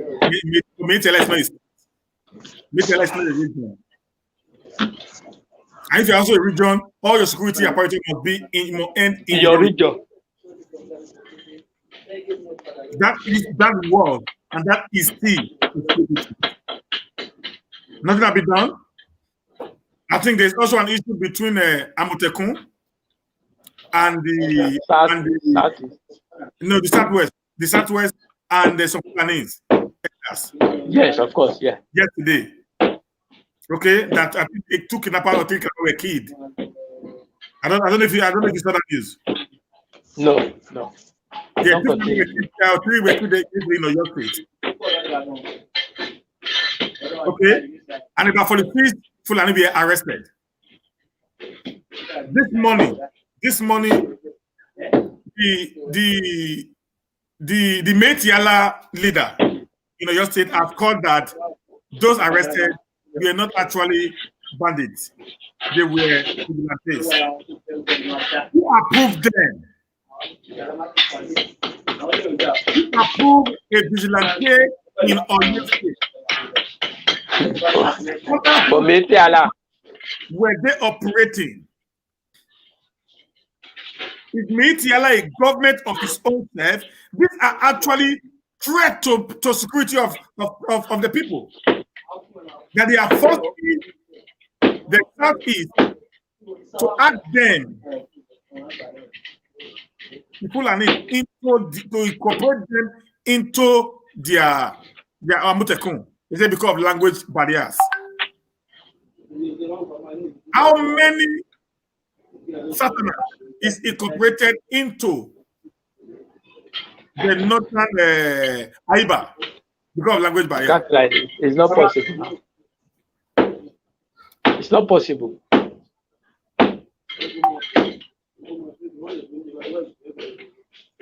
You can't even think of that, to go and incorporate Satana into northern security outfit. It's not possible. We know the country we live in. We almost can categorically say that we are living a country that have two set of laws, one for the southern part, one for the northern part. The one for the northern part is very lenient. You can do anything and they get away with. But for the south, it's only in the south that you see somebody do something, the government will go all out for them and want to break them down. That is the situation we find ourselves, the where we are as a people. We always want to, our leaders always want to favor the side that is closer to their heart. So in this DSS matter, the DSS can only work in southern part of Nigeria. That is proven. That has been, it's a given already. It's already clear that DSS only work well when the person involved is in Satana. That's when they work. But by the time the person is from the north, if the DSS is really working, by now the Metiala wouldn't be talking. They wouldn't have leaders. That organization would have been disbanded, proscribed in Nigeria. But because we have a nation for two class of people, so the Metiala can say anything, do anything, and get away with it. So, but when it is from the south, you have to seek the approval of the federal government. Otherwise, it will not work. Even when you seek the approval of the federal government, they will, if they want to bring you down, they bring you down. If they want to bring you down, they bring you down. That is where we are. That is how we run our nation. And I don't know, I can't really see where we are going with this kind of laws. Honestly speaking, I can't really see it. Look at it broadly in any way you want to look at it. We will not go anywhere until we build a nation that would be responsible for everybody. If not everybody, at least 85%. Because I know that there are times, there are some exclusive people that at times you cannot really deal with in some places. But the way we operate our own, there is nothing exclusive. It's just about region. It's just about region. The region you come from determine what you can do. If you are from the a certain region, you can do anything and get away with it. But if you are from a certain region, just be mindful of what you say or what you do, because the government is capable of bringing you down. Sir, It's a problem. I need to leave now. Okay, sir. You've done well today now, so you can. Yeah, thank you so much. We appreciate you for joining me today. And as we go out, I wish you good luck for today. Thank you so much. Yes, my people, my brother Iriamato is gone. I'm alone now. I now come alone. I will do my best to deliver and serve you better. As you are watching this video, subscribe to our Nigeria Watch channel. Like our videos, share our videos to all your friends, family, all your contact, in short, so that we'll be able to reach as much people as possible, because that is the idea of this program. Want it to be able to reach people, want it to be able to disseminate information, educate people as much as we can, so that we know the problem of Nigeria, so that we know how to handle ourselves, how to handle the leaders that have decided, the government that has decided, the political class that have decided to put us down. I know there's a way out, and we will be able to fight it out. So share this video, like our videos, and make do with our the auto buttons, so that when we come up like this notification, you get the notice that we are on. So after this DSS matter, well, let's go to the next item on the queue. Yeah, the next story on the queue is Armed Forces Remembrance Day. Nigeria is stronger together. Oshibanjo. Armed Forces Remembrance Day. Nigeria is stronger together. Oshibanjo. That is our Oga Vice President Yomi, Professor Yomi Oshibanjo, saying that Nigeria is stronger together as one. It's a very good ideology. Our Vice President always hammer on this, and it's good. It's the fact, as far as I'm concerned. Is if we can build a nation that work for everybody, Nigeria will be better as well. If we can stay together and work together as a nation, Nigeria it will be better. There is no gainsaying it. There is no deception in it. The Vice President is absolutely correct, but there is a clause in it. The clause is that the Nigeria that will be better must be a Nigeria that works, not this present Nigeria that we are. This present Nigeria is not stronger, it is not better. We must face this fact, we must say it the way it is. Unfortunately, I can't read the news because of our system here. My generator is down. You on this morning, not on again. If you work for 10 minutes, you go off. And there's no NEPA. We have not had light for like 3 days. All I've been doing is on generator.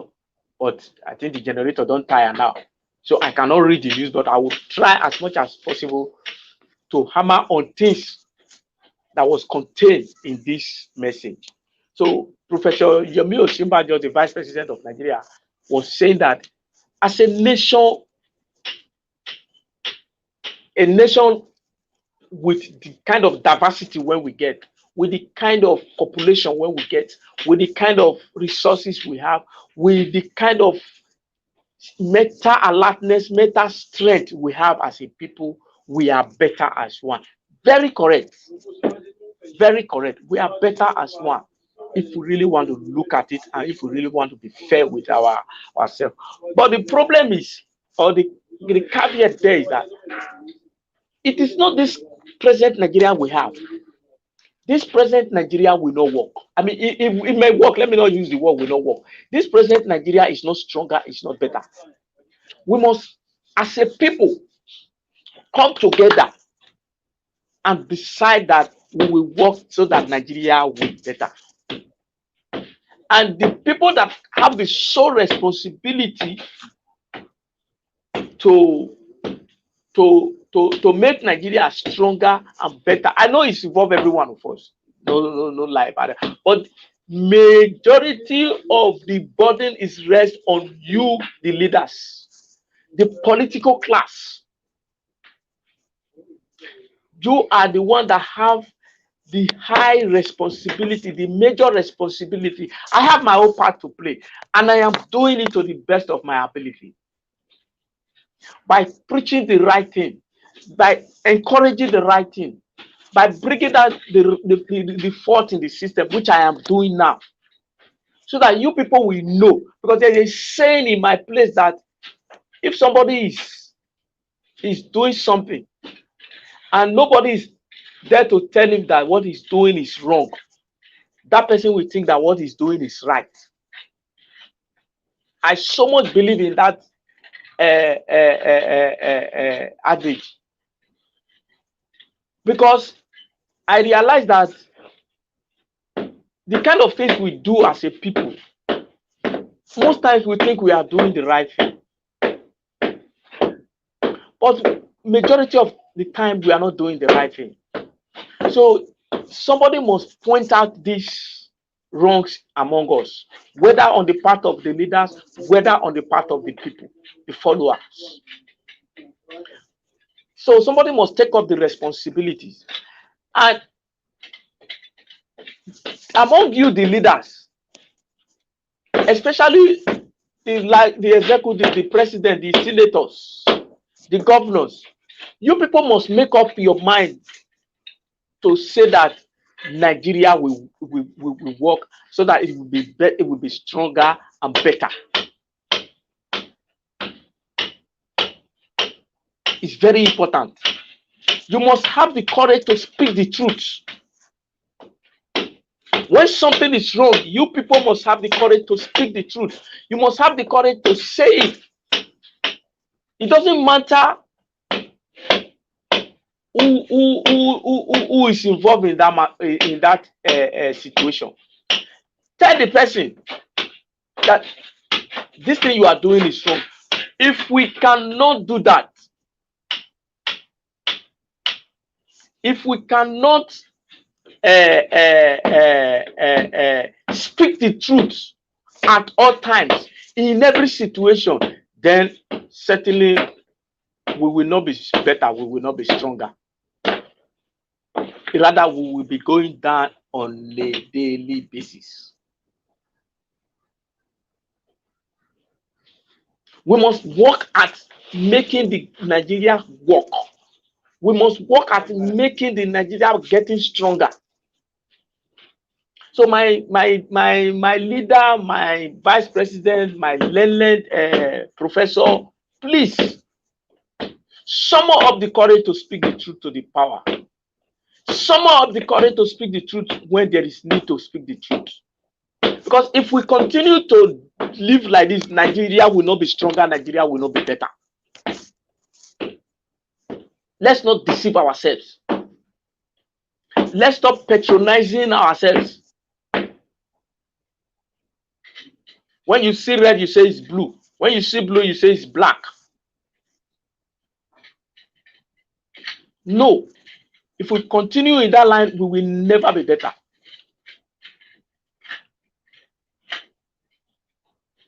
If we continue in that line, we will never get it right. We must make deliberate effort. The country we are running to today, the country we are envying today that things are working. The leaders especially make up their mind. They made up their mind to make this work. So we must make up our mind that things will work. By so doing, we will start seeing the results. We will start seeing the results. Then it will get to a point we will now be stronger and will be better.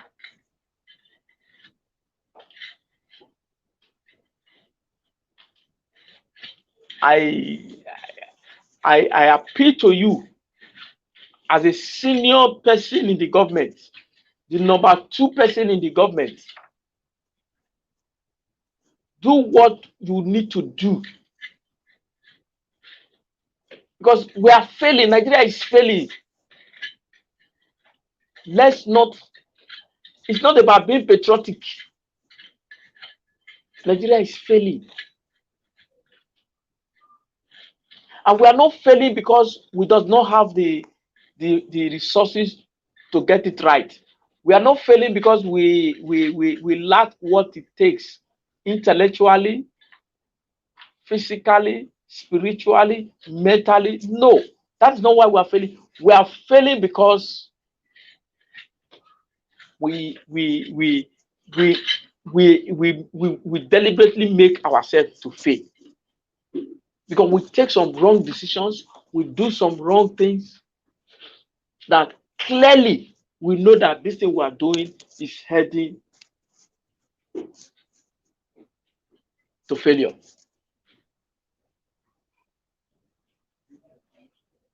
Some of our decisions are not, they are not decisions that are difficult to understand that we are failing.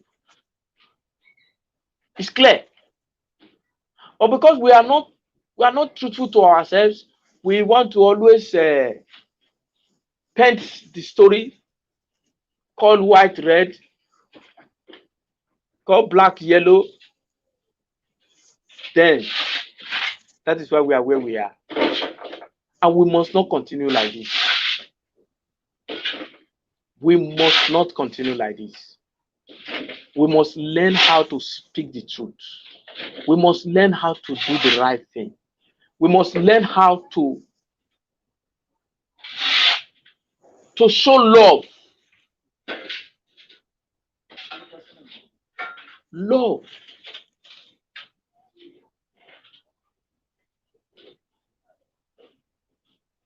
Being, I don't see anything in being the richest man in the state, the richest man in Nigeria. We are so much into competition with ourselves. Because we are so much into competition with ourselves, we try to bring the next person down. The next person want to bring the next person down. The state want to bring the next state down. The next politician, the region want to bring the next region down. No, that is not the way. Let everybody live a life of that they want to live, as long as it does not trample on the next person.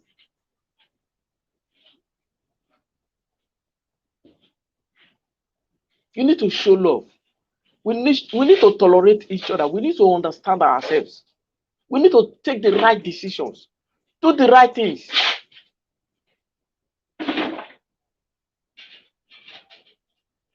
If we want to build a nation that works, that will later metamorphose into a great nation, a stronger nation, and a better nation, like you are wishing for. Because you always say these things. The vice president always say these things. Yes, you are correct, sir. But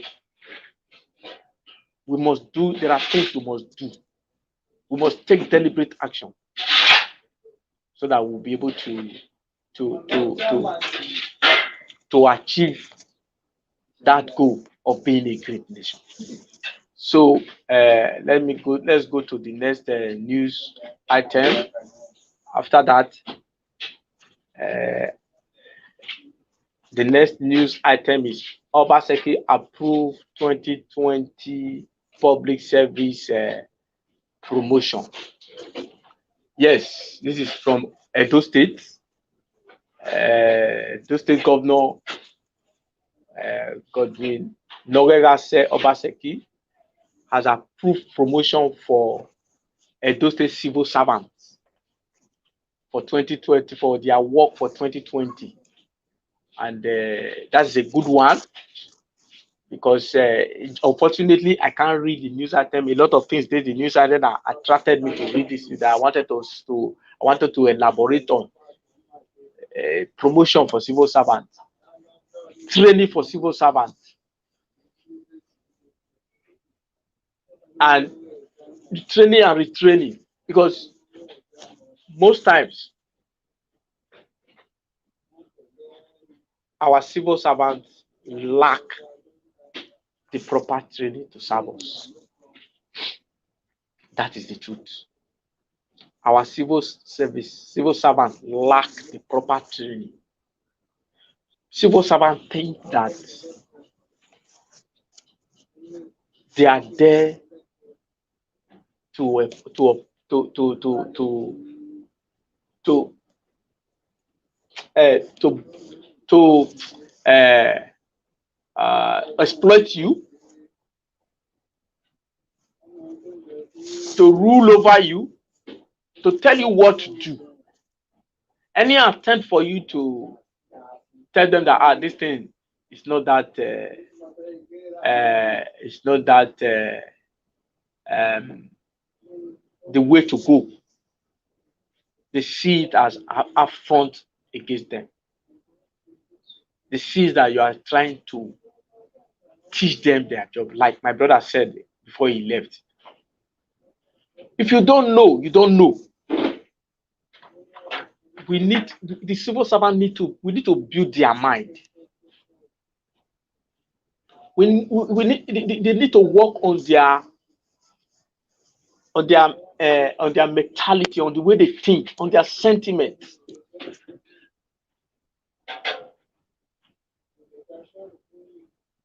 You need it. So I'm so in love with that idea of training for civil servants. It's a good way to go as far as I'm concerned. It's a good way to go. They must be trained and retrained and retrained again, so that they will know what it takes to serve people. You are meant to serve. If you are employed to do something, do it without expecting anything. The idea of you are in an office to carry out a specific job, but at the end of the day, you are sitting down there, you are expecting that the person you are supposed to serve is now the one that is supposed to pay you. Is where I really do have problem with. If in the course of your doing your job, somebody give you a tip, fine, beautiful. But you demanding for a tip that if this thing does not come out, no show, you will not do what you are supposed to do, what you are meant to do, then there's a problem. Those kind of mindset are the things I really hope that this training by the Edo State government to a civil servant will be able to correct. We'll be able to correct it.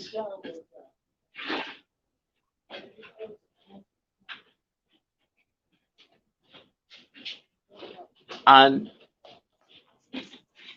correct it, and hope to see that at the end of the day, it will be about civil service in Nigeria, Edo State in particular, will be about serving the people, not oppressing the people, not an opportunity to exploit the people. That is the kind of civil service I want to see. That is the kind of a country I want to see. That is the kind of a nation I want to see.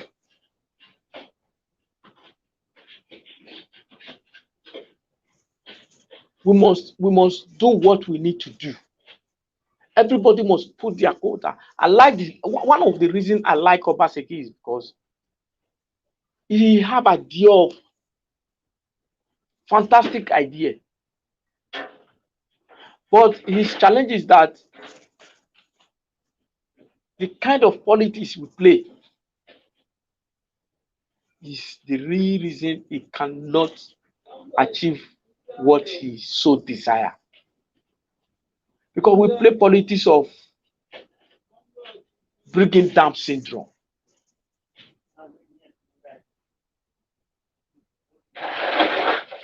Yes, we must the mind of the people must be changed. The mindset of the people must be changed. We must work on ourselves. And the other one is the one which is the heading or the promotion. Yes, somebody that have worked that deserve promotion, you must give it to them. I thank you, my dear governor, for considering that. That is a way of encouraging them, because that's another. This is another angle to it. If you are, if you want somebody to deliver on his job,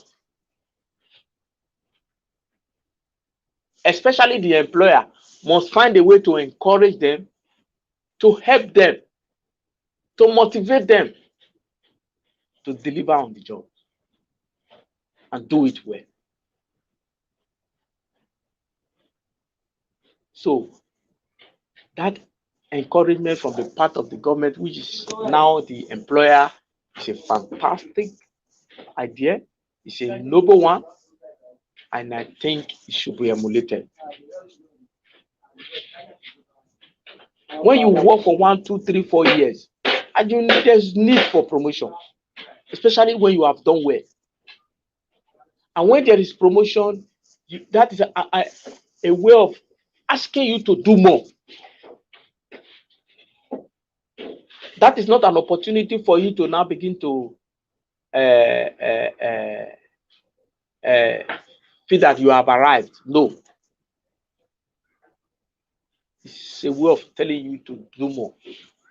So I hope the civil servant will see this promotion as a challenge to do more, to deliver more, to be more efficient,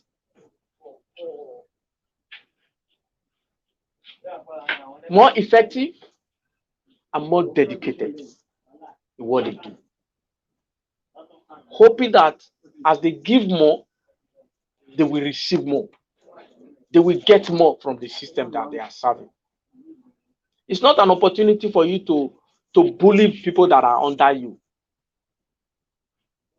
It's not an opportunity for you to feel that you have arrived. It's not an opportunity for you to see that, think that everybody is now under you. No. It's a demand that is placed on your way now, that do more. Leadership is not about gallivanting. I'm the director, I'm the manager. No. Leadership is about leading the people, especially the one that are following you. You carry them along, you train them, you help them to arrive at where they are going to.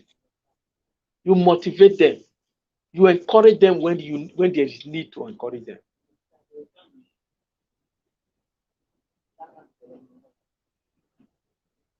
Then you scold when there is need to scold. It goes in that way.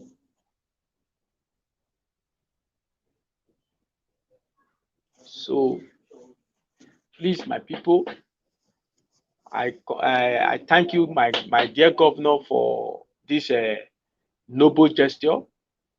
I thank you for what you have done, and I hope that you do more, and hope that you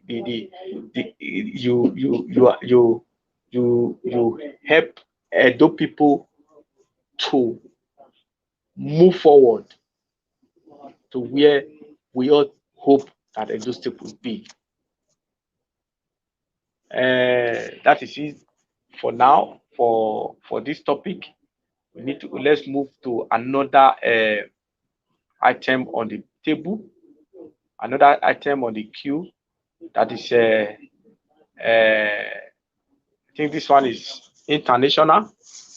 This is about America, so not be Nigeria. Yes, House pushes to impeach Trump after deadly Capitol riots. Yes, House pushes to impeach Trump after deadly Capitol riots. Yes, the latest for this one are U.S.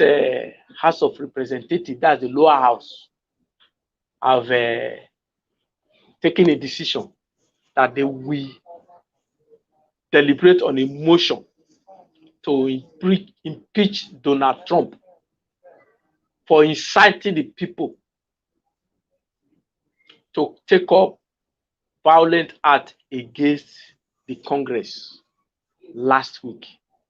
If you can recall, when U.S. Congress was to ratify the Joe Biden winning, Trump supporters went on rampage, and they went to the house where they were doing the session and tried to create problem, and some people died in that act, and that led to a lot of things in the last few days, that even Trump social media account was banned, proscribed. So the feed that it was through that social media, Twitter, and that he was able to incite his followers that led to that crisis. Now it has been taken to another dimension, that the U.S. House of Rep now is now planning. Say by tomorrow, the motion has been raised to start impeachment process to impeach Trump. But my problem, it's not a problem. Let me not see it a problem. But the question I would have loved to ask, if I have somebody that will answer me, is this man just have few days to go. I'm not sure it's up to 7 or 8 days again. So why dwelling on impeachment again? Why not just let him do it and make he come out? But from the information when I gather so far, they said the reason for the impeachment is to guide him, so that he will not be able to do the worst. That the kind of person, when he be with the kind of things he has done so far, if they leave him alone, he might do the worst for humanity. He might be tempted to use the nuclear weapon. So the only way to guide him now is to start impeachment process. So if he plans to do anything, deadly, anything serious, it will be very, very easy to impeach him. That is the reason I think they are doing this. They are starting this impeachment process. So I wonder how the president of the United States of America, a nation that has been so honored and respected when it comes to democracy in the world, a nation that was emulated. People look up to them. I wonder how they get to this point. We just simply because of one man. One man. that is irrational in his thinking and ways. See how far he has brought America to the lowest. Don't understand. So America is now waiting for the day when he go just kukuma pack in load, make it go. They have had enough of him. The world have had enough of Trump.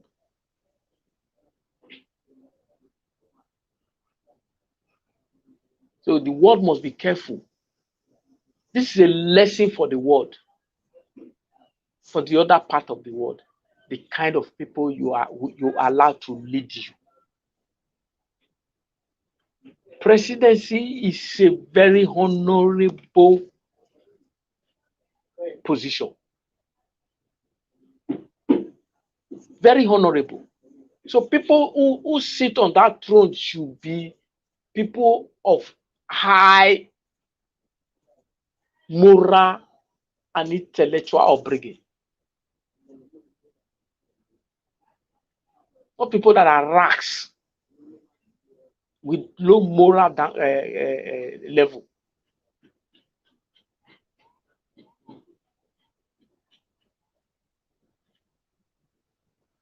The world must learn from this. America must learn from this and know how to pick their leaders. Nigerians must learn from this too. Thank God America is a place where institution works. You can imagine if it was Nigeria, if this was a Nigeria president, you can imagine what would have happened. We will not know. When Jonathan conceded defeat 2015, I never know the value. I thought this was just, he has no option. He's supposed to, until this one started happening in America. That is why it now dawned on me that, oh, that act was so noble. That act was so good that I now know the value.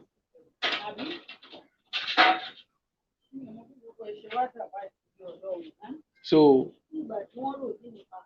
like I said before, the world should learn and learn well.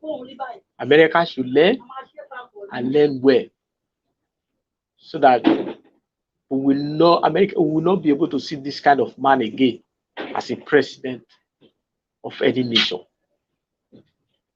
So that is the end of the news headlines for today.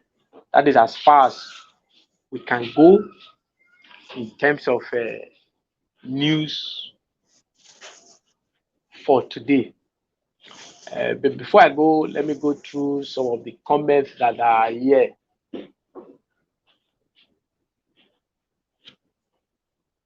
Very good, MD Edosa. That's very correct. I deal with you for this one 100%. Promotion is good, but the training is very important to the civil service. Yes, very, very important. Training is very, very important. We need to change our mindsets as a people. We need to change the way we approach things. Yes, another one from FD Esosa. They need to update them with the new system or ideas and also upgrade their intelligence. Very correct. Very correct. Very correct, my brother or my sister. This my mommy, diaspora mommy. Promotion is very big encouragement to them. Kudos to our amiable governor. Yes, it's a very big way of telling people to do more, to give more. So I support you for that. I appreciate the governor for taking that step in the midst of this economic crisis. It's not easy. Some states cannot pay salary. Some states cannot pay salary. So for a governor to be able to come up with this kind of decision this hard time, it's a very good decision to make. Yes, mommy, diaspora mommy. Some of our leaders that are honest before getting into the seat of authority will become deaf and dumb once they get into the office, in the or in the sake of keeping their salary and their yes. You get me, diaspora mommy. That is the problem. They want to keep their position. Even when they know the truth, they can't speak it. That is a big challenge. That is a big challenge for our leaders. They know that this thing is wrong, or they can't speak the truth because they want to keep their position. They want to keep their salary. They want to play to the gallery. That is why I was begging the vice president to please learn how to speak the truth. If we begin to pretend and call white black, black red, yellow, we will never be better. We will never be bigger. That is just a fallacy, and it will remain fallacy.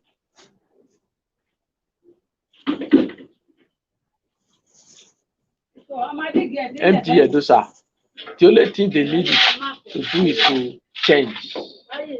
Who want change? Maybe not the politician. You said, okay, yes, we all need to change, especially the political class and even the people. We need to change. We need to change our values, because if you look at an average Nigerian, our value is very, very low. Nothing matters to a Nigerian than money. That's the only thing. Anything outside money it doesn't matter to us. It doesn't matter to us. So we need to change our values, our orientations. We need to.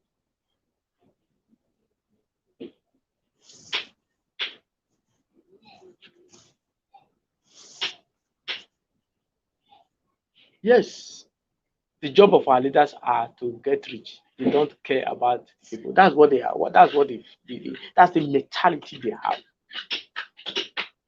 It's everything about money. It's everything to accumulate. Keep.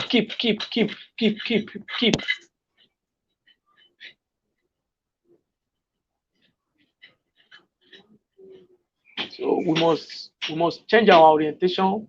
We must change our belief. We must change our quest for money.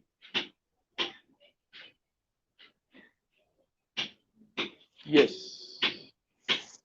Until our leaders put value on life by using our money on the road signs and making driving school a must for all, accident will not be reduced or on our road. Yes, we must invest in things that make life good for people. That is the bottom line. Must invest in things that make life easy. Can you imagine somebody is driving, there are driving signs to direct him or what to do at every stage. Yeah, we don't have it. So it's just left for the driver to use his own initiative. He doesn't know when to overtake, he doesn't know when not to overtake.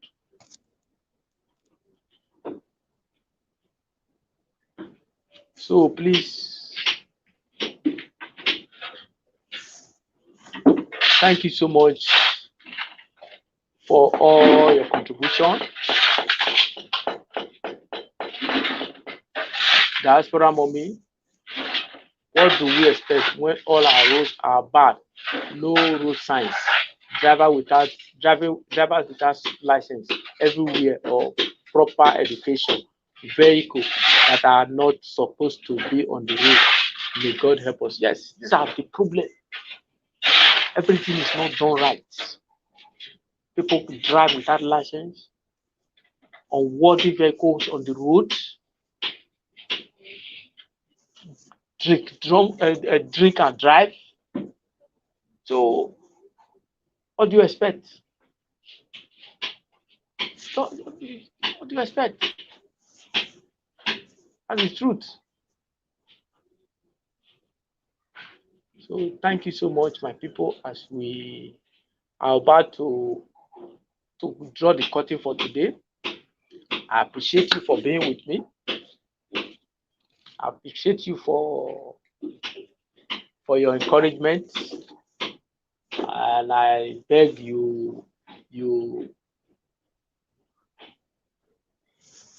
uh, you I beg you keep subscribing, encourage your people to subscribe to Naija Watch, to like our videos, share our videos, and because those are the multivitamin we need. Those are the things we need to drive us. Like I was saying, those are the things. A promotion is good, training is good. The same way, this your like, your share, your followership is our multivitamin. It's the thing that drives us. It's the thing that encourages us to do more, to deliver more. Without you being there, without you following us, it's as if we are wasting our time. So we are always encouraged to see you guys there, commenting, criticizing us, correcting us, applauding us. Is the way. Thank you so much. And tomorrow will be another great day. We promise to be back by 8 a.m., 8:30 a.m. tomorrow on a matter arising. And it's going to be fully packed the same way we did it today. We will not disappoint you.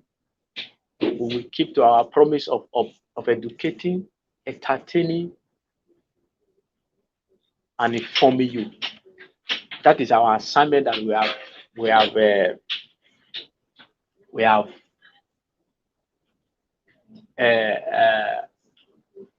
taken up for the next few months, years, and we hope we'll be able to keep it, and we'll keep it to the best of our ability. Thank you, and God bless you. Have a nice day, my people.